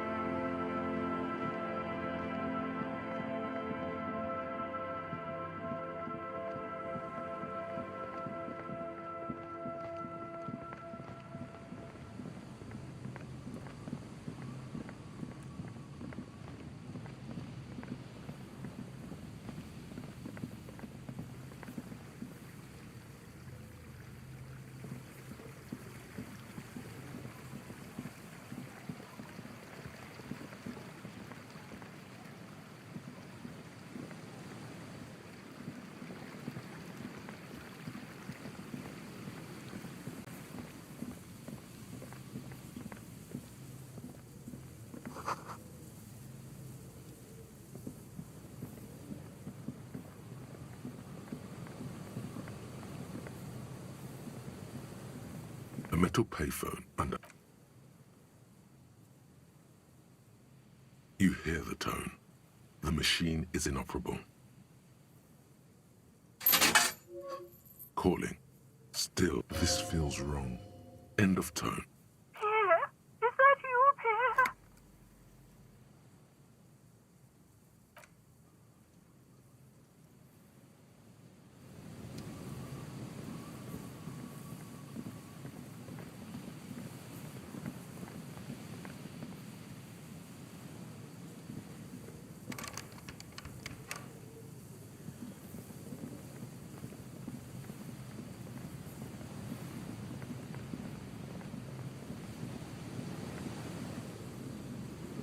The remaining windows rattle from a strong gust of wind. They're covered in a thick layer of grime. They must have been like this for 40 years. Dripping water falls from a high place. All you can see is the shadow of a collapsing staircase. There's rust and corrosion on the bars. They're foaming with it. And a small layer of white salt from the sea. No, I won't even try. You know, I had a partner once. They called him Eyes, because he had to show me things. It's that bad. Well enough, actually. It's odd how that works. I'm no sharpshooter, but I pass my shooting courses 7 out of 10. His hands lead the way when it comes to that. And his shoulders. It's reflex.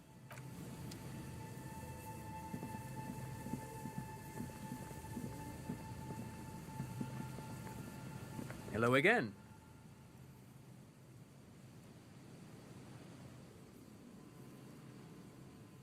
No, I'm afraid I can't help you with this one, officer. It's just a regular day off for me and Mikhail here. So you haven't seen anyone around? No, I'm sorry. As I said, this is just a day off. We just arrived anyway. He's telling the truth. He hasn't seen anyone. Sure. But of course. What else?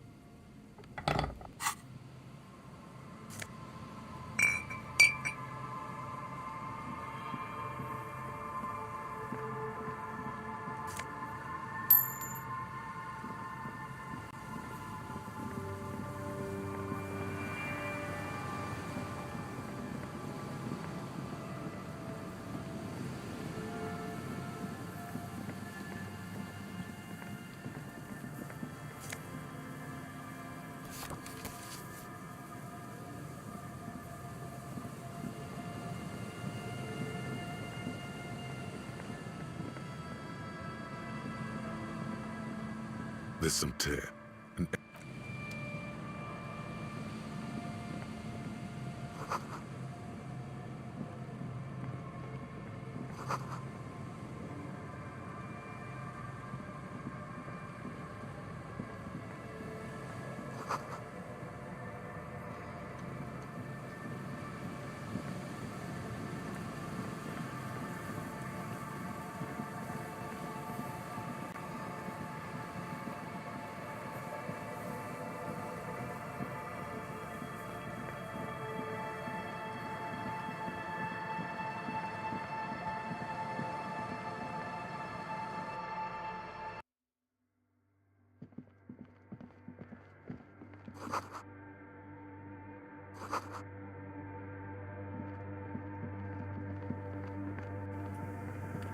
Yes, what is it?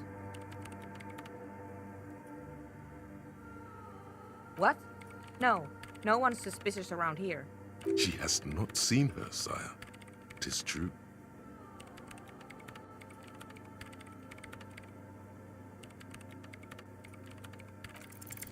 Everything disappears. You are draped in silence like a drowning man staring into his puny little headspace. And then the pressure changes.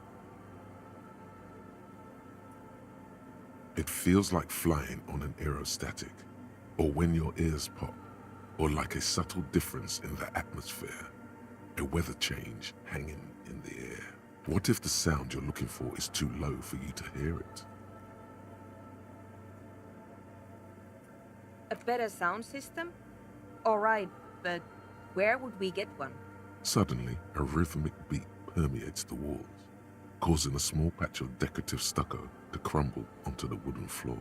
They should really allocate some renovation funds to this place. No. What they really should do is shut down the disco men for disturbing neighborhood peace. You mean the speed freaks? Of course, the speed freaks. They have a fantastic sound system. And you think they would help me? I guess I could live through a week or two of peaceful coexistence. Sure, let me know how it goes. Thanks, officer.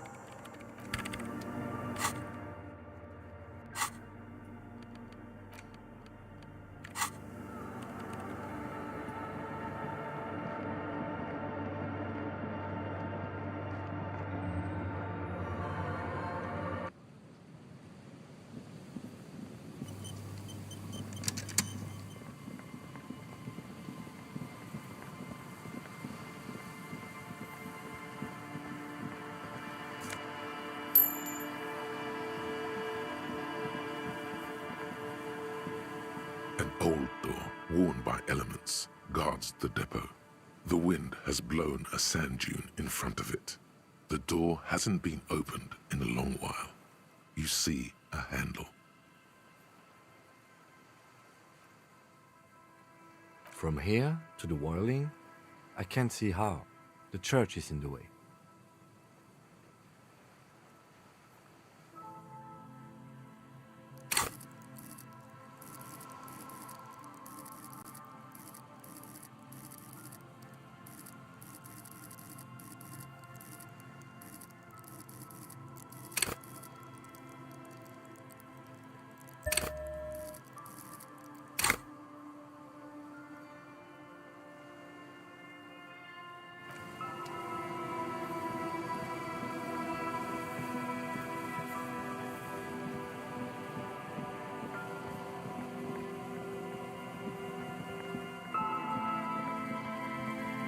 Is there something here that would indicate a sniper used this place as a nest for taking the shot? Just some urban detritus, a bottle, and a dilapidated old comms tower. In the distance, you can hear the breakers roar.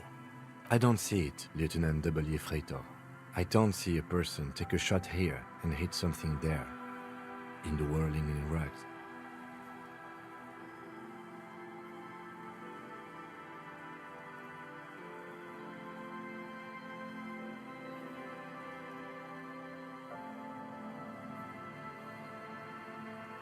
It's not possible to climb that ladder, and even if it were, why?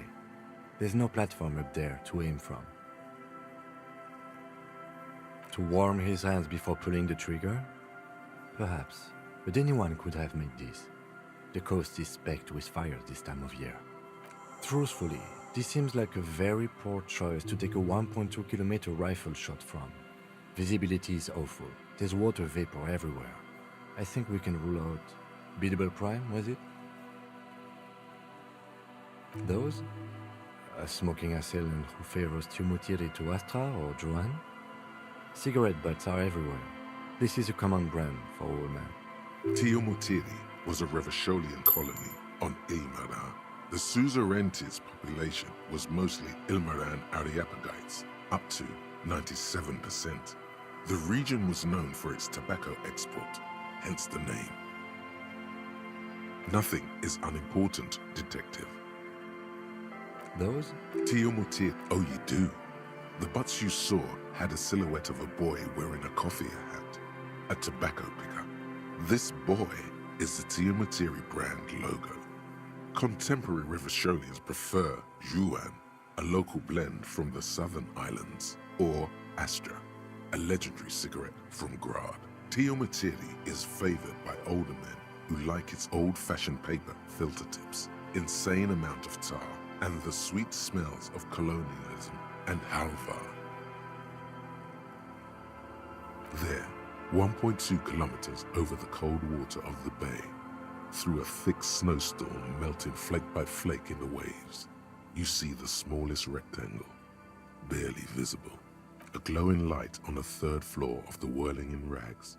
With binoculars, you would see a young woman's shape move behind the glass, her limbs long and slender.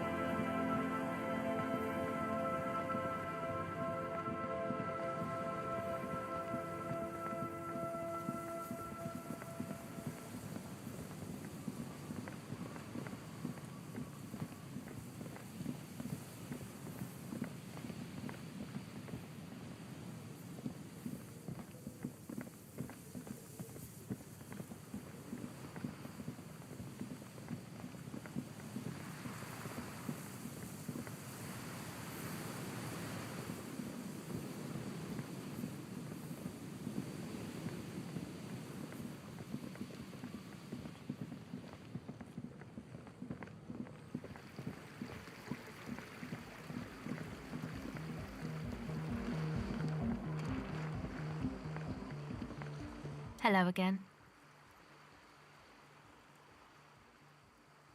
No, Just no? it's pretty desolate here. I only hear the dogs bark at night and see the shadows move down the coast.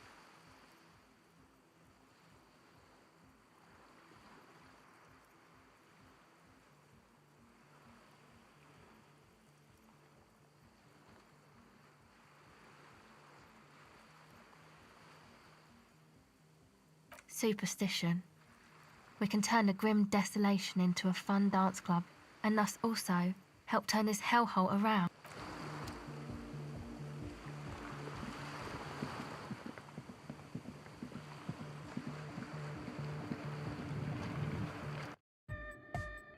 The large-headed Good morning! Yeah!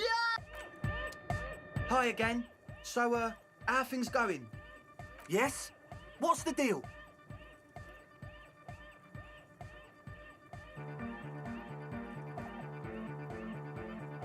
We are grateful, Copman.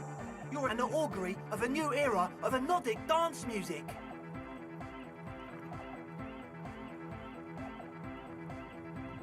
That's fine. We can manage.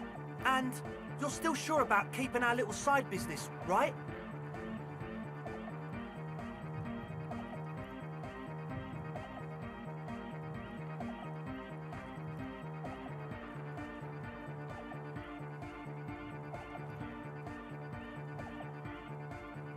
Fine.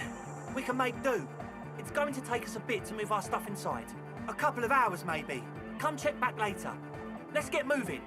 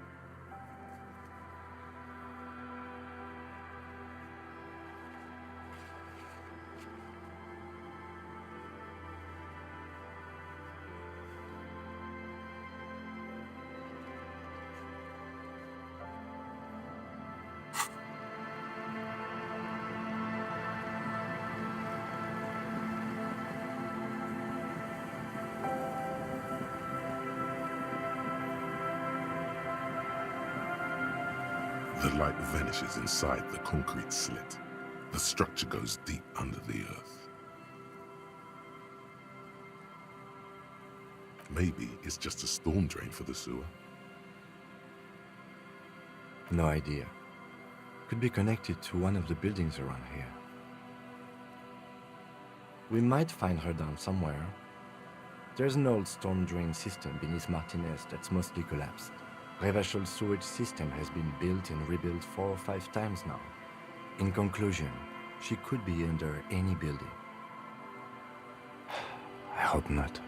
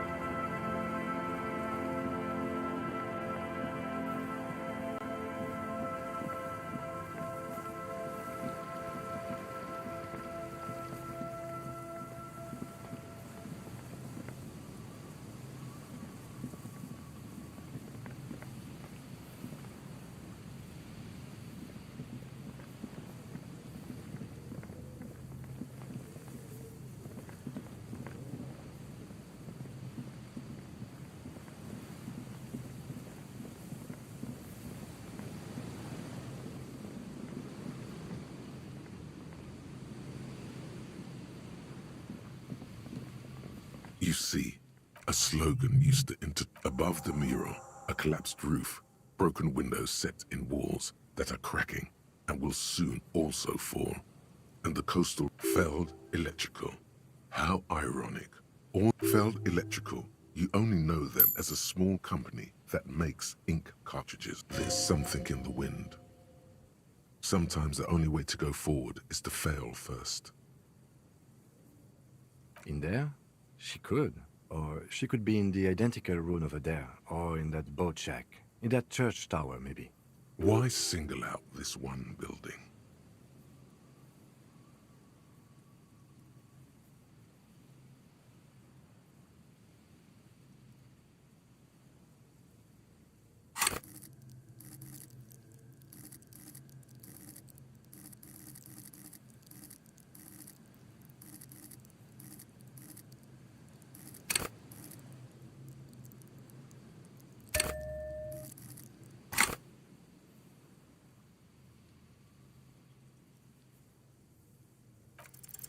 Suddenly, all is quiet.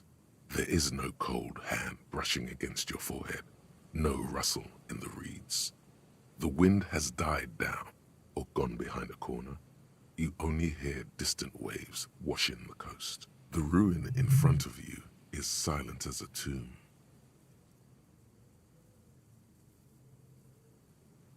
How do we? I was really hoping she'd be in the village.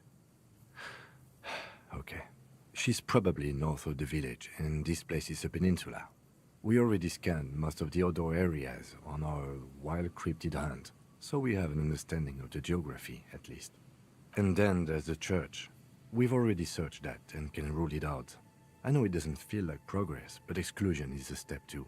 Anyway, we do it the old-fashioned way, sector by sector.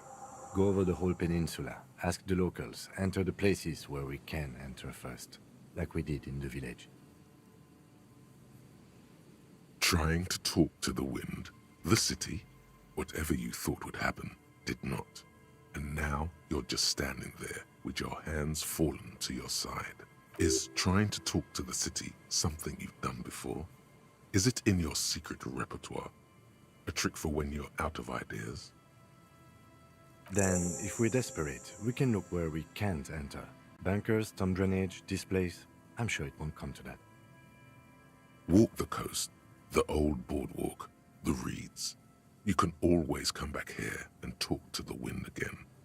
Look where it already got you.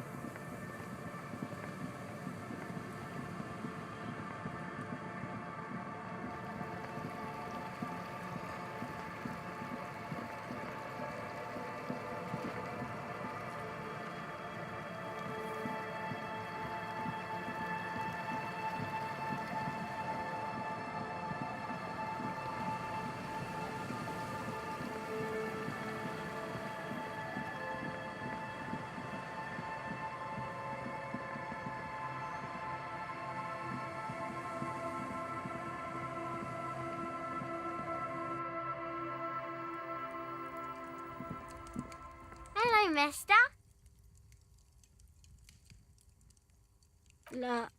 Luby. Raluby.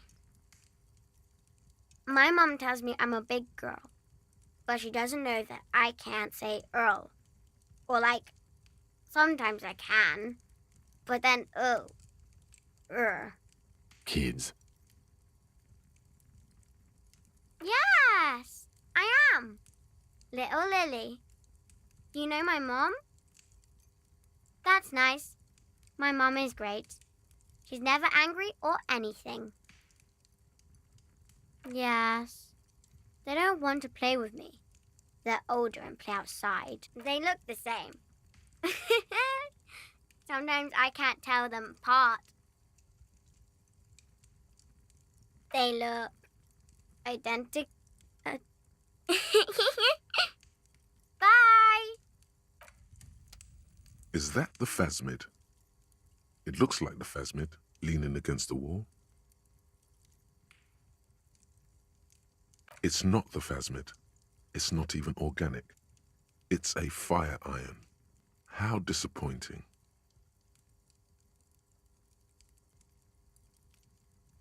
You were just following your instincts, your destiny. You're meant to find the phasmid.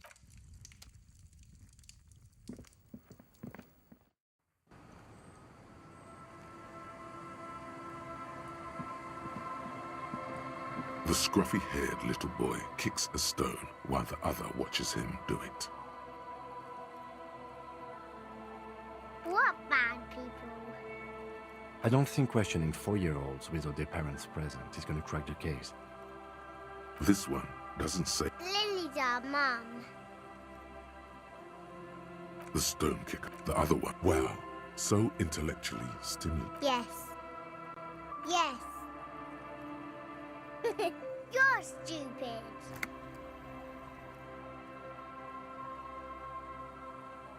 Just as there's no system to this.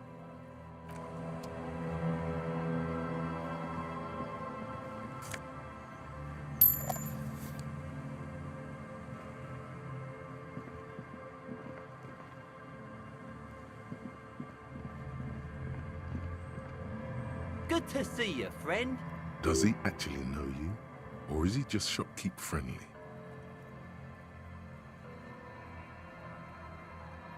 So what do you want? I got smokes. They're cheap. Very cheap. I got Pilsner. Great deal. You won't get a better deal on that piss. Spirits I can let go. See, friend, it's real valuable. Worth every real, if you catch my drift. Got it from a bit of a business venture. Right. As I said, that'll be 300 real. In the civilized... Time's cold, Abigail. Abigail? Abigail. Tequila sunset. Can't really remember seeing any women after losing my keys. It's a touchy topic. He hasn't got laid in ages. He really has no idea who this Ruby is, sire.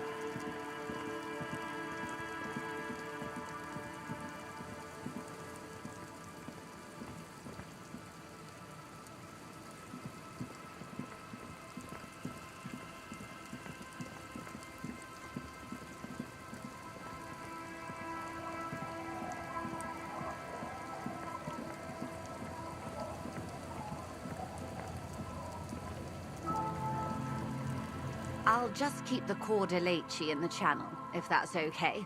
It's too shallow near the pier. Hi, ma'am. And it's a jetty, by the way. Of course. Jetty. I prefer a good jetty to a pier any day. Jetty. Hello, detectives. It's good to see you here. I only just arrived myself. What brings you here, madame? Nothing, really. I've had my eye on this jetty for weeks now, so I decided to investigate it personally. This cluster of buildings isn't on any of the official maps, as far as I can tell. That. And she's also keeping an eye on you. Spying has such a negative connotation. I did track your progress along the coast, however, and decided I would be better able to assist you from here. Then there's the matter of that little scamp in old lady clothes. She threatened to paint the Cordeleche red. Like blood, you see. Well, I like it the way it is. White. How do I like it? Water drips down eaves of Eternite. The jetty below her feet creaks to the tune. The smell of salt and dog shit in the background. It's pornographically poor. The street has no name. All the men are dead or missing. And is that the carcass of a motor carriage over there? I'm surprised that woman hasn't put me to the sword yet. Maybe she will. You should ask your questions while you can. Dark eyes survey the coast leading up to Martinez. Dull grey metal rests in her scabbard. A sword. The wind is too loud for her to hear.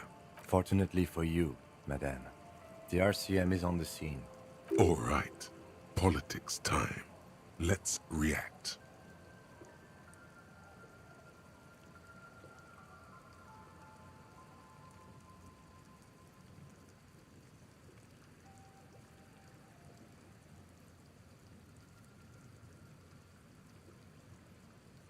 Maybe. Do you know how they discovered this place? No, they're in Sealindian, Isla. I'm guessing you don't know then. Well, your condition has left you no worse off than most of these people. The literacy rate is around 45% west of the river. 50 years of occupation have left these people in an oblivion of poverty.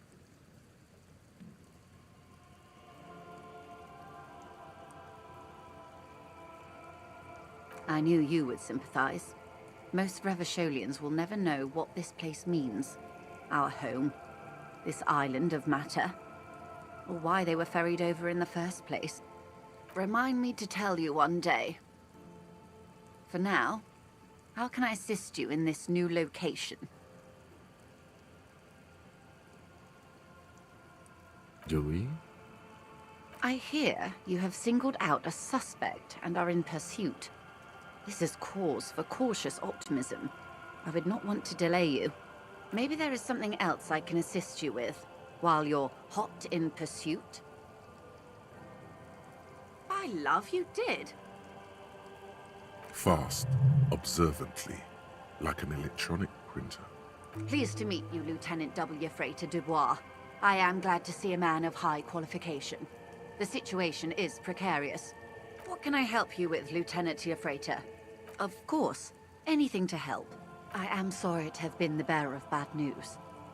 If there is anything else I can help you with...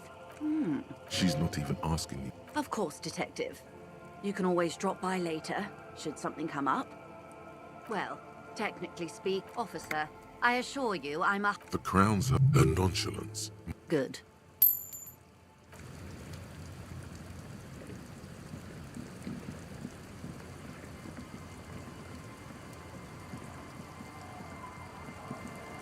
The waves are beginning to die down.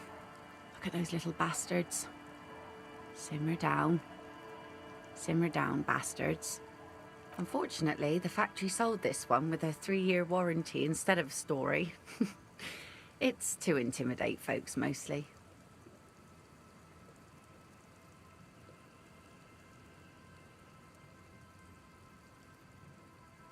It's a regular mass-produced sword, like a shovel or an axe. Nothing fancy. Just from time to time, people need a lesson in respect.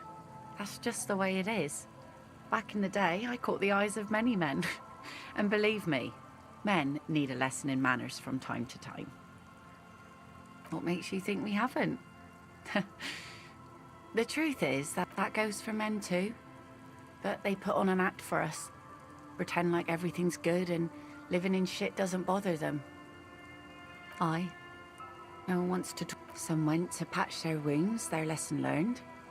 Others were more thick-headed. And one of them, I ended... Guess? If it is, then why the melancholy? Gone.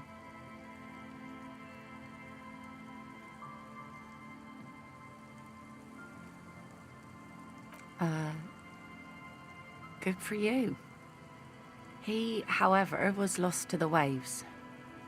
It's been quite a while now. Who knows? Now, before you tell me how sorry you are for my loss, know that it was 4 years ago, and I've moved on. There's only so much mourning you can do for a drunk with sinewy muscles.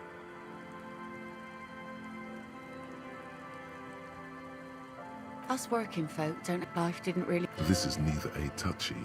She looks like she's ready to go on a date with another, better, drunk. Ask her. Both of you could need some action. Oh. That's good to know, I guess. Why is it in the sea? This calls for a funeral, if you ask me. Police business. I understand.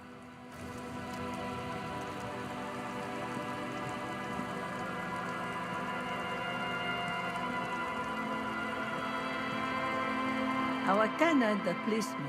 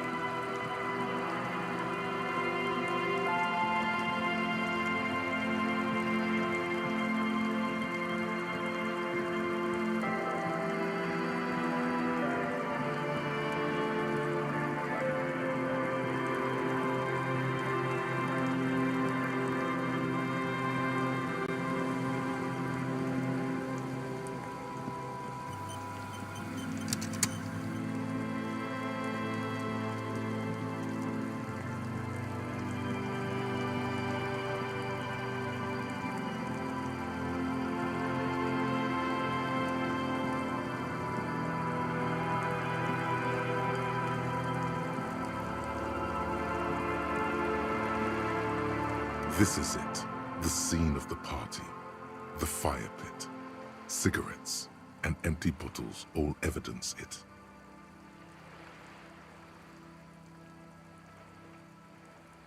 Not as such. I'm talking about what came after the party scene. Looks like they were here a while, judging from all the bottles.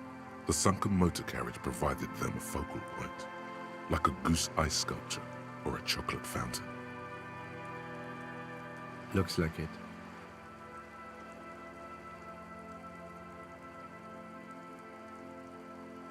Hey, let's keep moving, detective.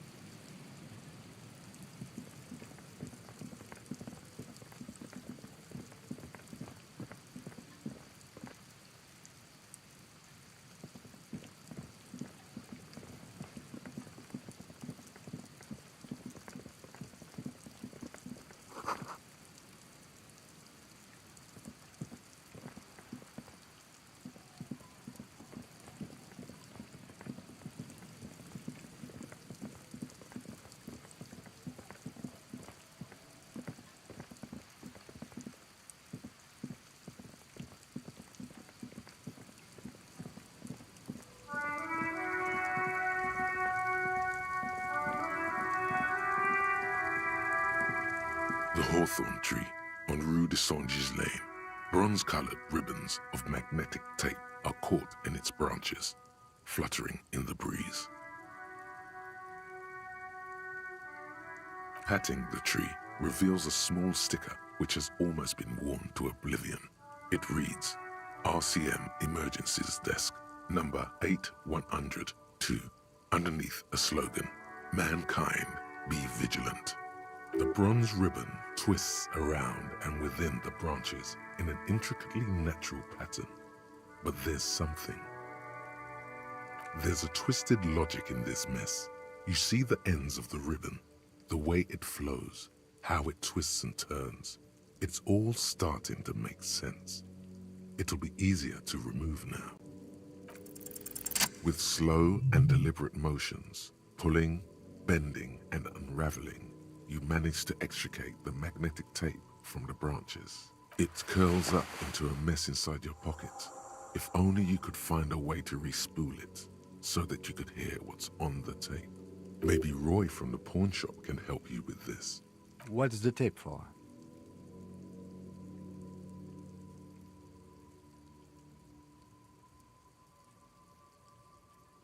How? It's broken and unspooled. Do you think your new buddy knows how to fix it?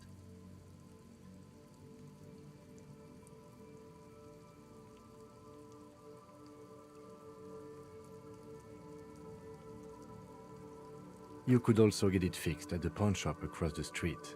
We shouldn't waste our time. Good idea.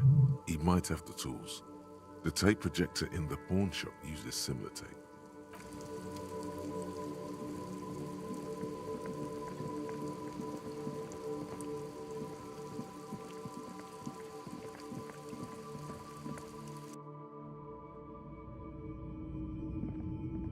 Hello again.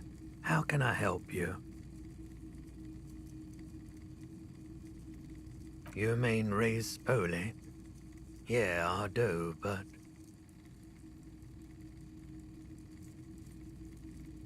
But I'm not some Mr. Fix-It. I'm a pawnbroker. If you want to pawn the tape, sure. Although it looks pretty... worthless.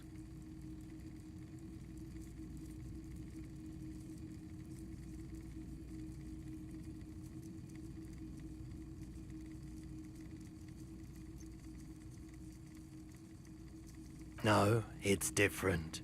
Those film tapes actually mean something to me. But this is just a worthless bundle of old tape.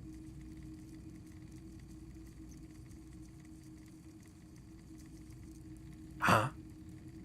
What do you mean? Yes, what about it?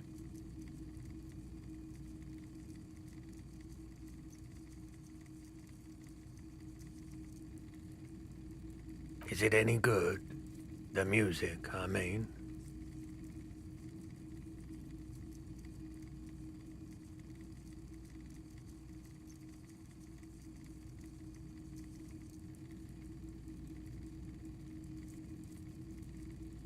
Man, you're really invested in this.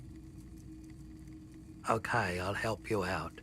It's going to take a moment, though, so just sit back and relax.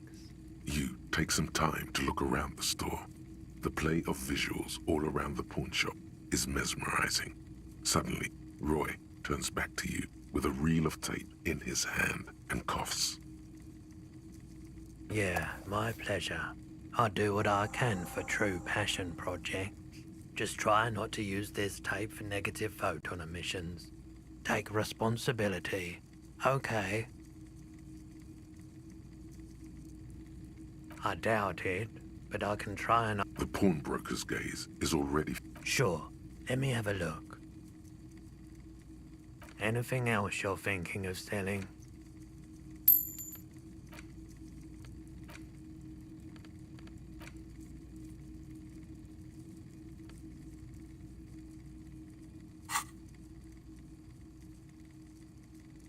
Another time, Pat. What a shirt. All other shirts pale in comparison to the muscular man. I mean, even if the... Okay. You sound skeptical. Besides... It's for the best, because his theory isn't exactly... Too rare. That's dirt cheap. But why? I sympathize, I do. But this is a for-profit enterprise. Welcome to Hyun.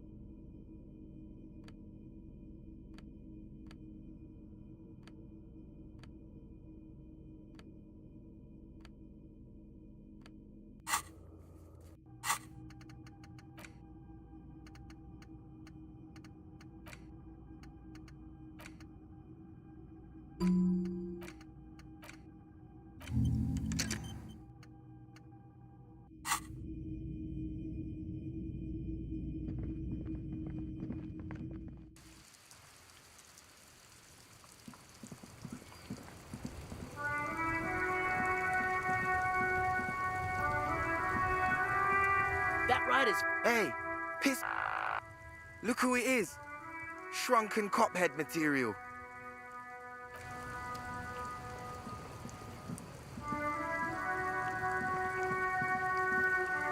ride is... Hey, piss... Ada? Mm-hmm.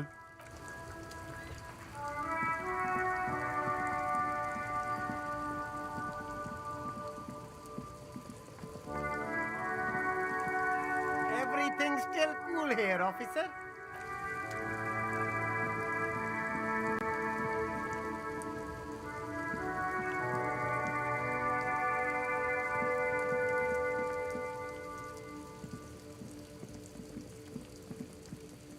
The gnarled hawthorn tree.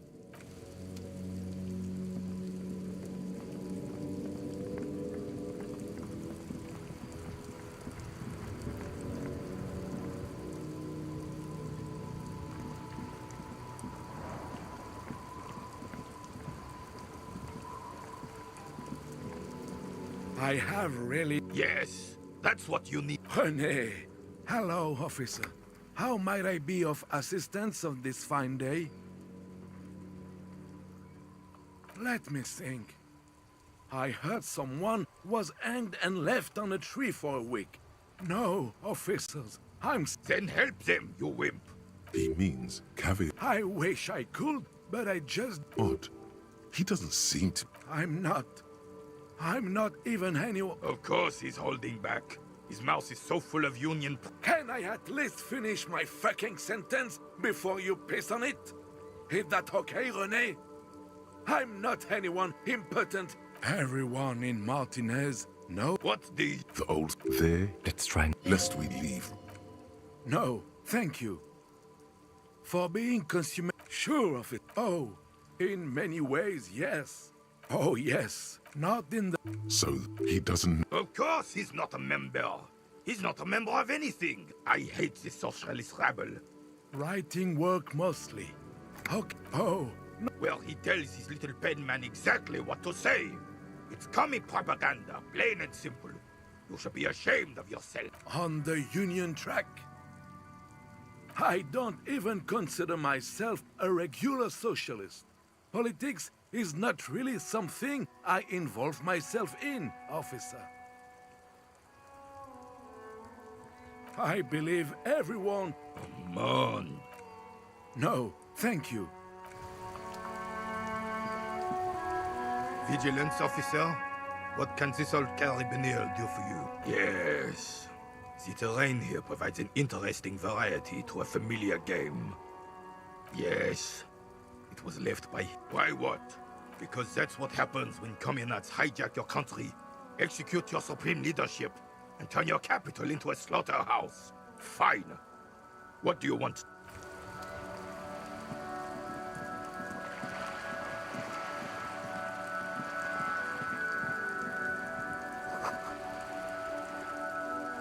All around you, rain falls on the great city of Revachol. Rain drips from the eaves and floods the gutters, washing the filth away. The spring thaw must be here. The snow is melting. Looking up at the sky, cold water dripping from your hair. Grey sky like great battleships, clouds colliding with one another. Rain falls down on the world. Humid, your coat shields you from the rain while the city shivers around you. Sheets of rain over the water, a flight of stairs leading into the ocean. Wave after wave washing the coast of Martinez, with its motorboats and gently swaying reeds. The ruins of a half-sunken sea fort crumble on an inlet beyond the Bay of Revachol. Ghosts rise into the sky. The skyscrapers of La Delta, the financial district. Faint golden light seeps from the office windows.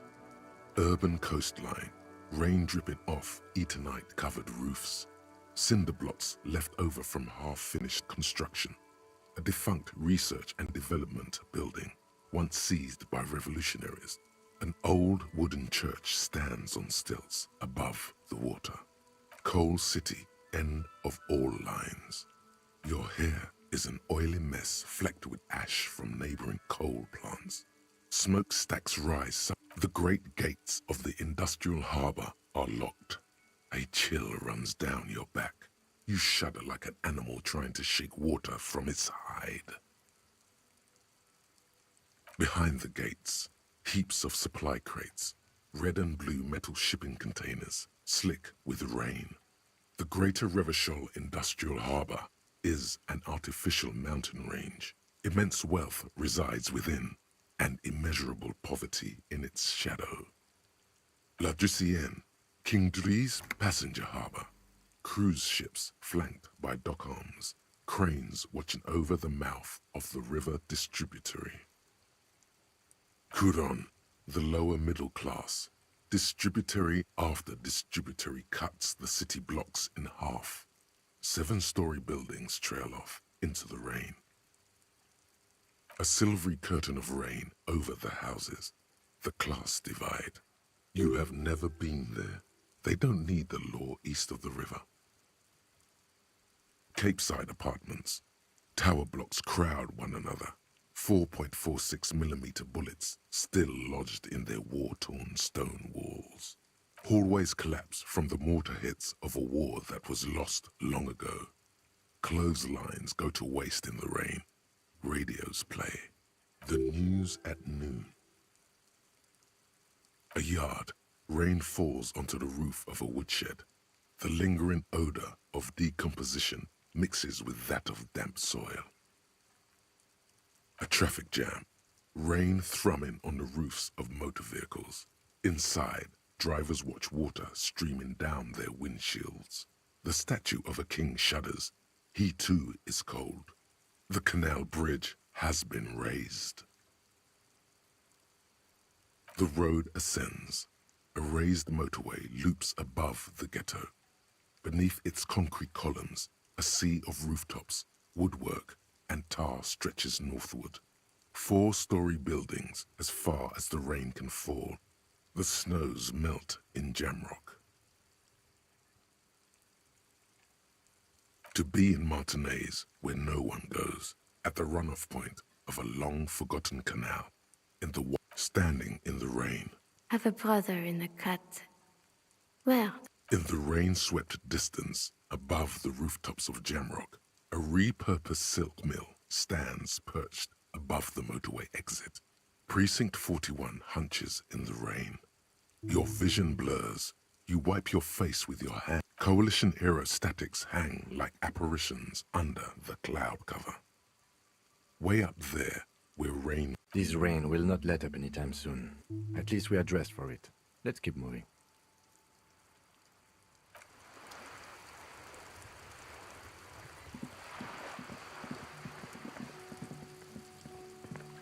Hi, Ace Detective. Are you here for more books?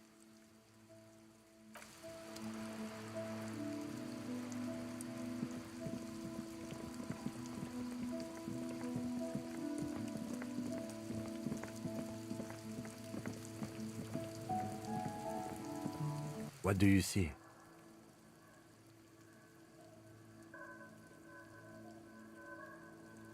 I don't know. They're about the same size. Not the same boots, no, but they could be the same person.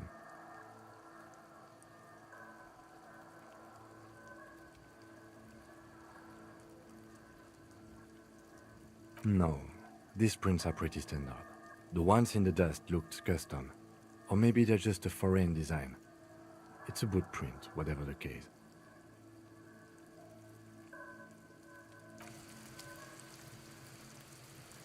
What do you see?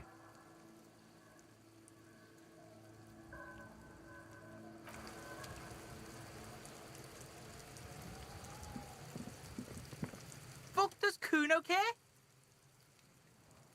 No, Kuno doesn't give a fuck about bugs. So he knows locusts are bugs. Oh my god, I told you that shit is lame! Shut up, C. Now they're gonna take you to lame prison! Deny everything, Kuno. You need to lawyer up. Kuno's not gonna say anything without his lawyer present. Lame. That rings some bells. Could this be connected to Night City? AKA, the City of Rage. Oh god, Kuno, no! It's gonna happen now.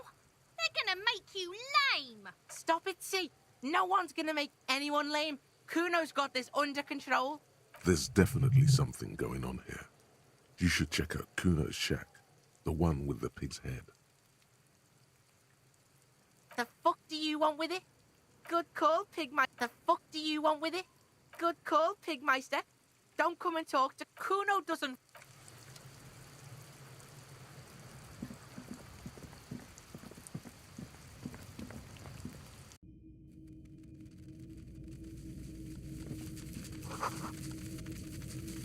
All around you, the hisses and chirps of locusts fill the musky air.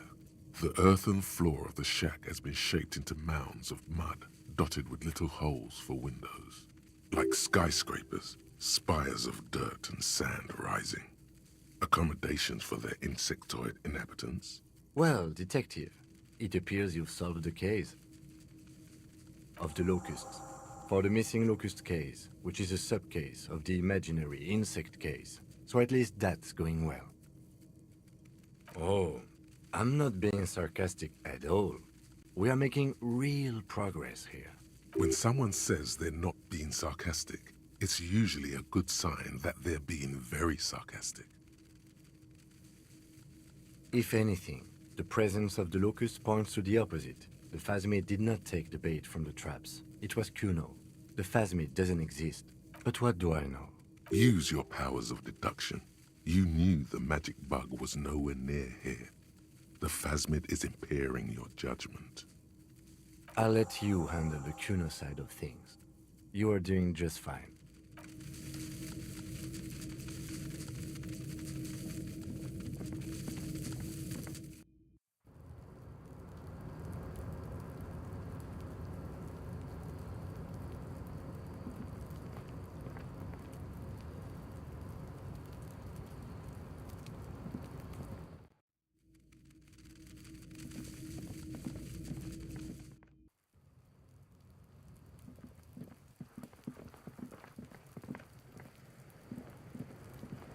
Fuck does Kuno care?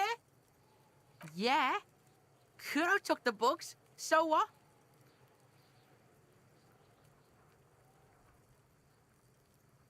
It's not Bugtown, it's the city of locusts. Locusts aren't just bug shit. They come out of the sky like a fucking shadow. Shit descends. Stop! Locusts coming down like a shadow. This must be the night city he mentioned when you asked him where he's been. Yeah, Locust City. City of rage. City of lights. There's a tug of war over the name of his fantastical city. It's almost too big for his imagination. The girl forces herself to watch again, the corners of her eyes twitching from discomfort. Maybe I am. Did he just say I? Kuno usually calls Kuno, Kuno. Kuno made Kuno. Kuno says whatever the fuck he wants. I fucking say I when I want. This is what he sometimes does when things get tense. Oh, Kuno! It's so lame, even the pig knows. Yo, fuck you, see? Kuno can be what Kuno wants to be. Kuno made himself into Kuno. Don't make yourself into a pig, Kuno. You'll have to take me away. In it, you hear snow melting, dripping from the eaves. Someone closing a window. Without a word, she disappears. For once, the boy is... You got him. Now convince him to leave the cryptozoologist's traps alone. I don't give a shit. I don't need the locusts anyway. Shit is all lame now. The girl's face appears again, above the fence. She doesn't know whether to be glad because Kuno is finally convinced of the lameness, or more worried because of his continued use of the first-person singular. Kuno. The fuck are they trying to catch anyway?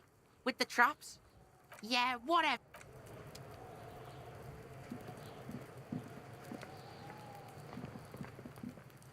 I'll die before I squeal, pig.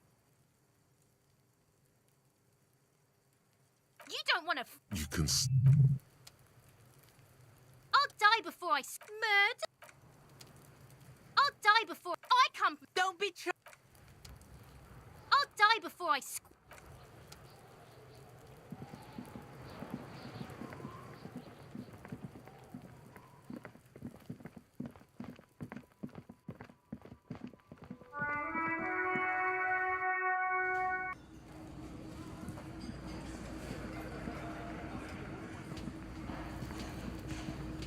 Hello, officer.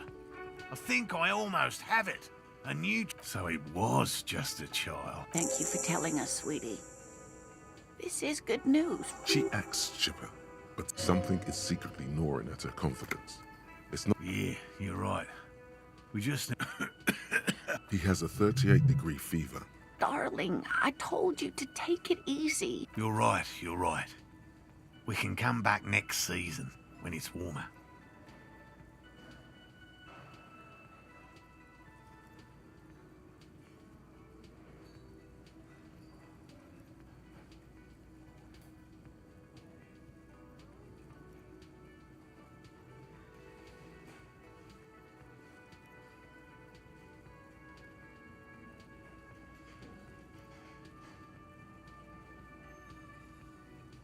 You can? Fine. It's better than having these people get pneumonia on the coast. He wants to see this tale through as much as you. Otherwise... Really? It's too much, officer. What Morel means is... Here's a fresh batch of locusts. They should... Wow. Code is... Opioid receptor antagonist. Halt. Put down the pipe, scumbag. The narc is on the scene, and he's gonna tell it to you straight. Drugs are for losers. They fry your brain and rewire your circuits to self-destruct. And they make you masturbate too. Have a drink instead. Have 2. Have 3 bottles of wine. It's impossible to masturbate after 3 bottles of wine. And remember, friends don't let friends get high.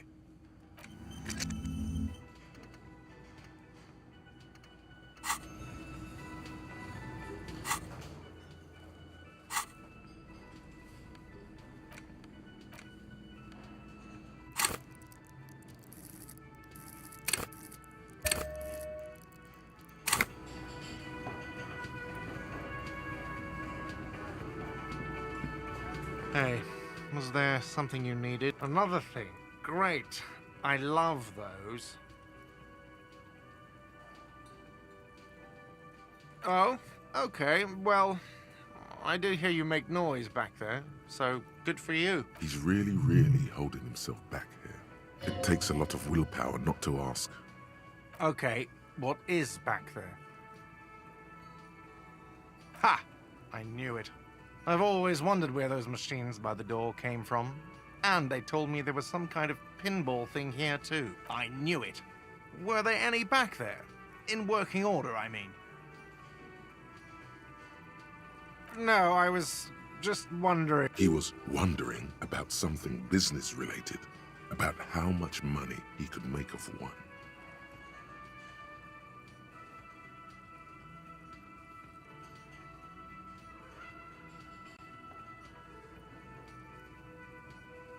Those machines are whirling property. It wouldn't hurt to get a little life in here. Other than... Yeah, those numbers he's adding up must be... He should still know. You have to be forewarned about these things. What? Why would you say that? So he knows of the doomed commercial area and its address. Everyone knows of it. I've been working here for a long time, and that intercom has never been used by the whirling. Does this look like... For 14 years, man. That some real estate management company. Well, it sure as hell wasn't... It was you? You look surprised. What? Hail Holy Queen by the Ateniers. Good pick. Yeah, even if it is part of the damn doomed commercial area. I don't place much stock in the curse and so on, but the label frightens the clientele. Luck has got nothing against the... So, if you didn't have anything else to tell me... Yes?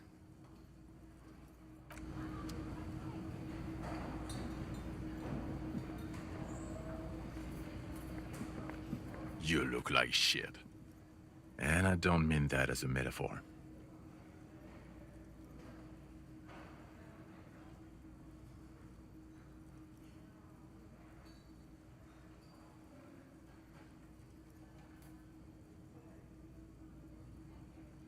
Oh, don't be so modest.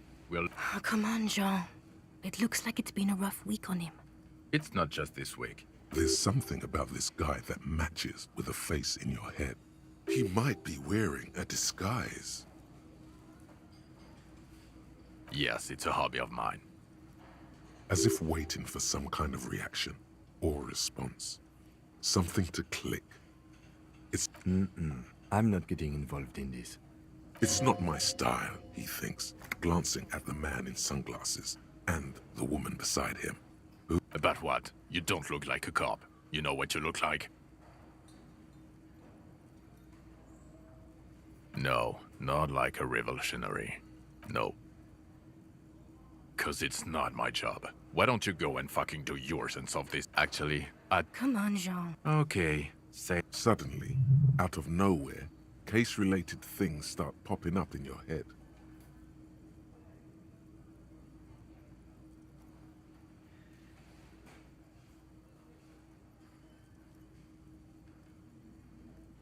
Well, where have you looked for her?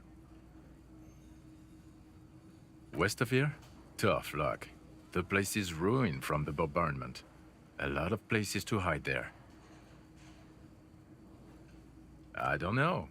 It's like you felt it would be intellectually stimulating. Oh my god, there's more. You want something more? What is it? There's something that binds you to him. Some kind of an outfit, maybe. The police of animals, yes. Of course, you don't have to. You can talk about anything you want.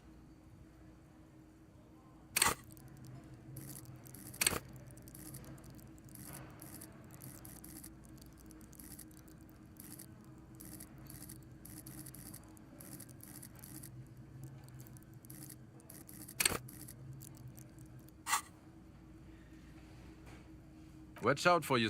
That voice, so very familiar. Oh, really? I wonder where. That's the where you remember me from?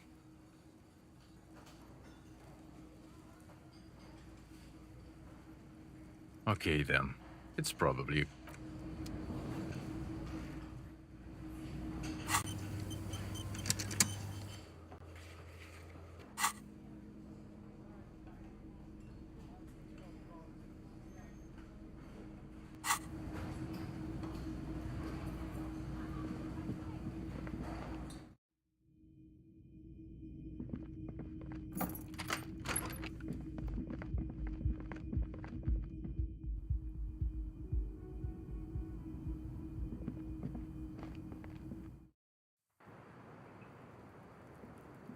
Officer, it's a fine day for questions. Oh, Did you take the documents? no, of course not. As I said, it would have been too risky for me to use those documents anyway. My employer gave them to me. In truth, I should have destroyed them. She doesn't seem to be lying. She's genuinely spooked by their disappearance.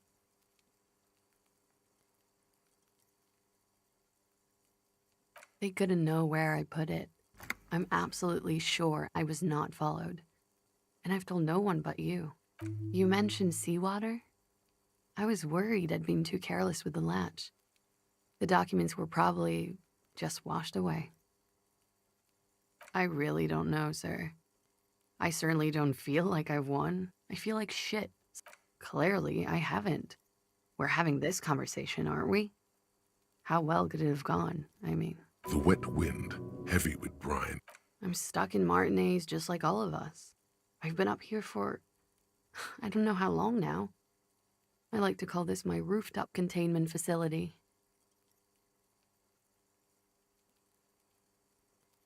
I don't know what to say. None of this is fortuitous for me. For my sin, for destroying my Did I? The lieutenant looks away. Oh, she nods, slow. There is suddenly a strange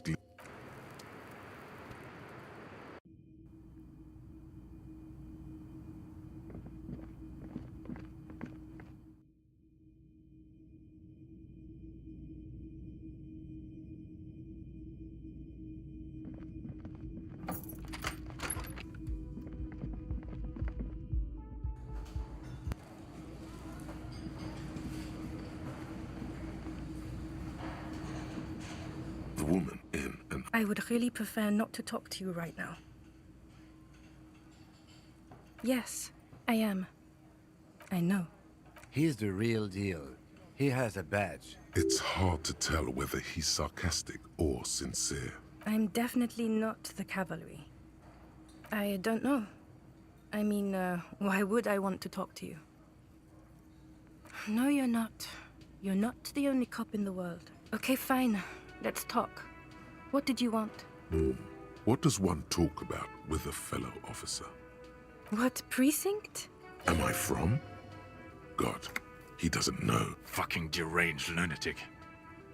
You're getting an intellectually unsatisfying vibe from this conversation. Maybe you're doing something wrong. Of course I'm with him. Why do you ask? And you look like you don't... Please, let's not turn this into another I don't... Don't say anything, Judith.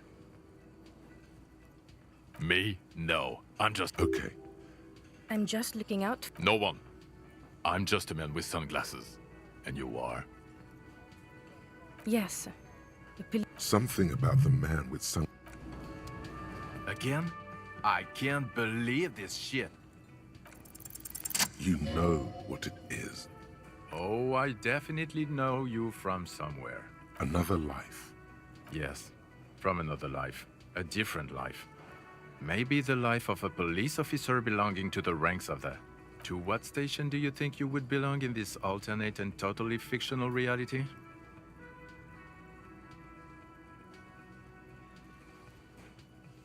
Okay, that's plausible. That's entirely plausible. Now we're really getting somewhere. Somewhere good. Okay. Let's be crazy. Let's say you and I are partners. How's that for a thought experiment? Would you now, or would I be cramping your style? Never mind. Partner. I'm not your partner. This union is temporary. A little premonition for you, Lieutenant.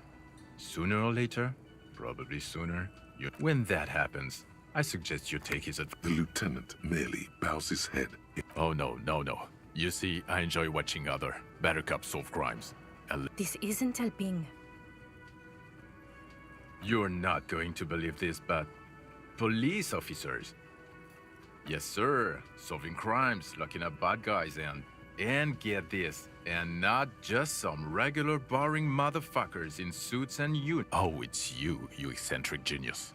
I mean, with your unorthodox not even a little bit. It's an urban myth about an officer who is so far undercover he can't remember who he is.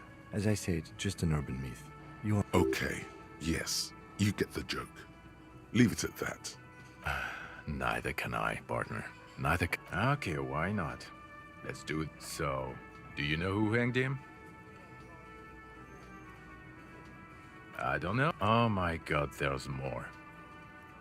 Okay, why not? You think he was hanged as a cover-up? To hide the shooting? Okay, well... I don't know. Why are you? Oh my god, there's more. Okay, why not? I get it, okay. But what is the motive? That would be my first... I don't know. Oh my god, there's more. Okay, why not? A cover-up. What the author of the... You don't have a... I don't know. Oh my god, okay, why not? Let's do the old thing. Well, we're west of here? Tough luck. I don't know. Oh my god. Okay, the man with the sunglasses and his hypothetical Station 41. Weird, right?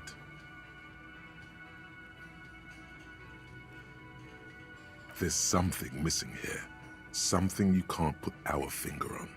You know what? Just ask him. I know it sounds crazy, and you'll probably get laughed at.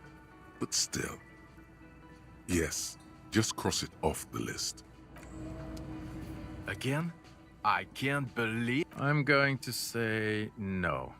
Just to see what you'll say to that. What'd you say? Okay? Jean, he said okay. Give it a rest. Okay, I was clearly wrong. He is a firefighter, male nurse, animal control. I'm going to... God fucking shit. Okay, I was clearly wrong. He is a firefighter, male nurse, animal...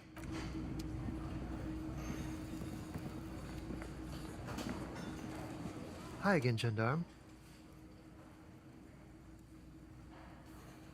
Admiring the atmosphere. What about you, officer?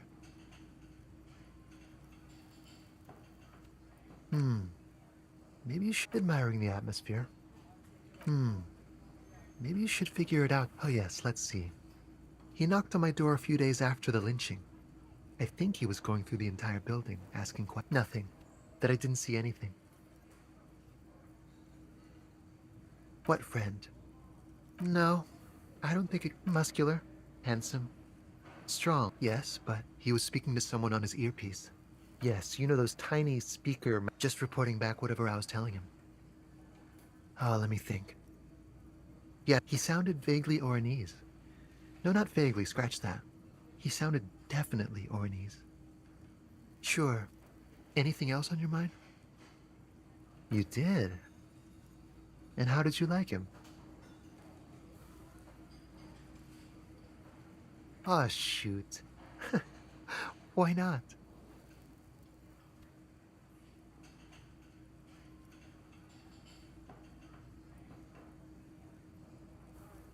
A visitor from the first to his opportunities and... Or is it just money? Friends, I told you. It is. He has keys. What about me, gendarme? Bye-bye, gendarme.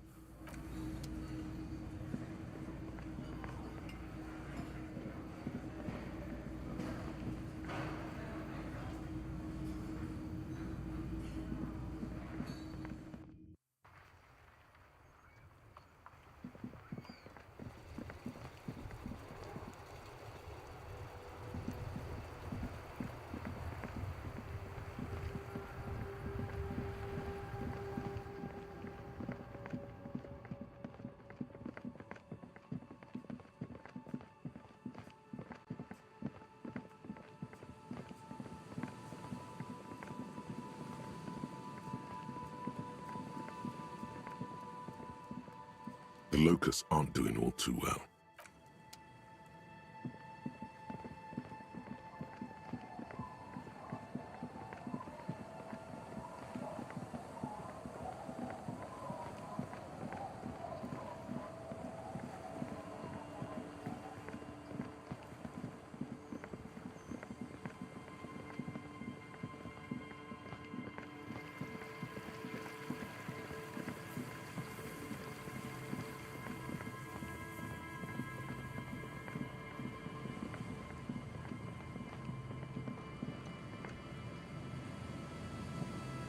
The trap stands empty near the locusts, dazed from being transported.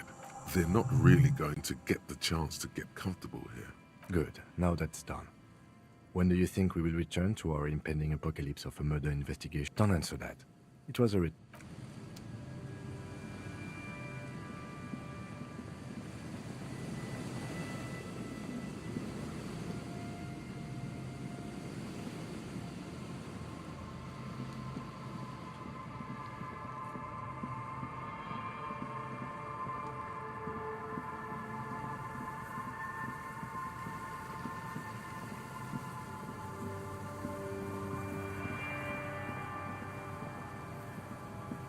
The once bright mural towers above you, saying, Feld Electrical, R&D. Tomorrow is just a whisper away.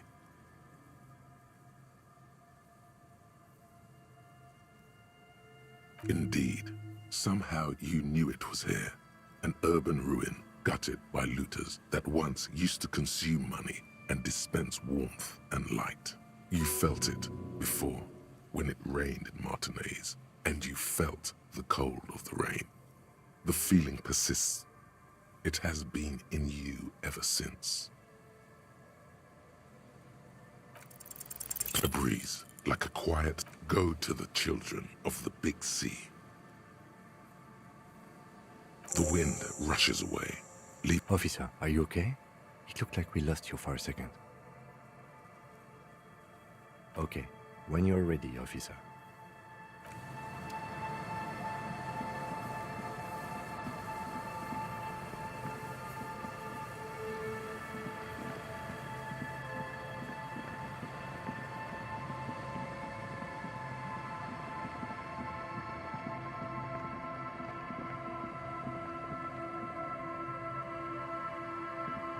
All the traps are...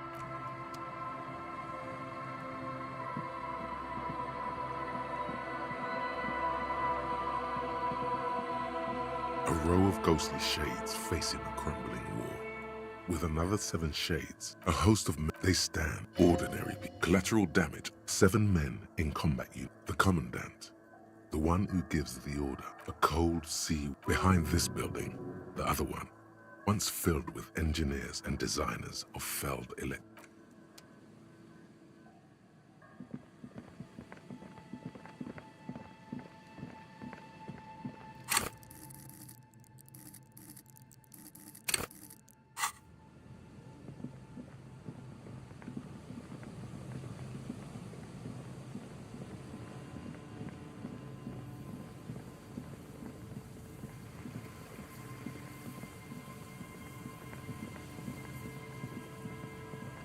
The once bright mural towers above you, saying, Feld Electrical R&D.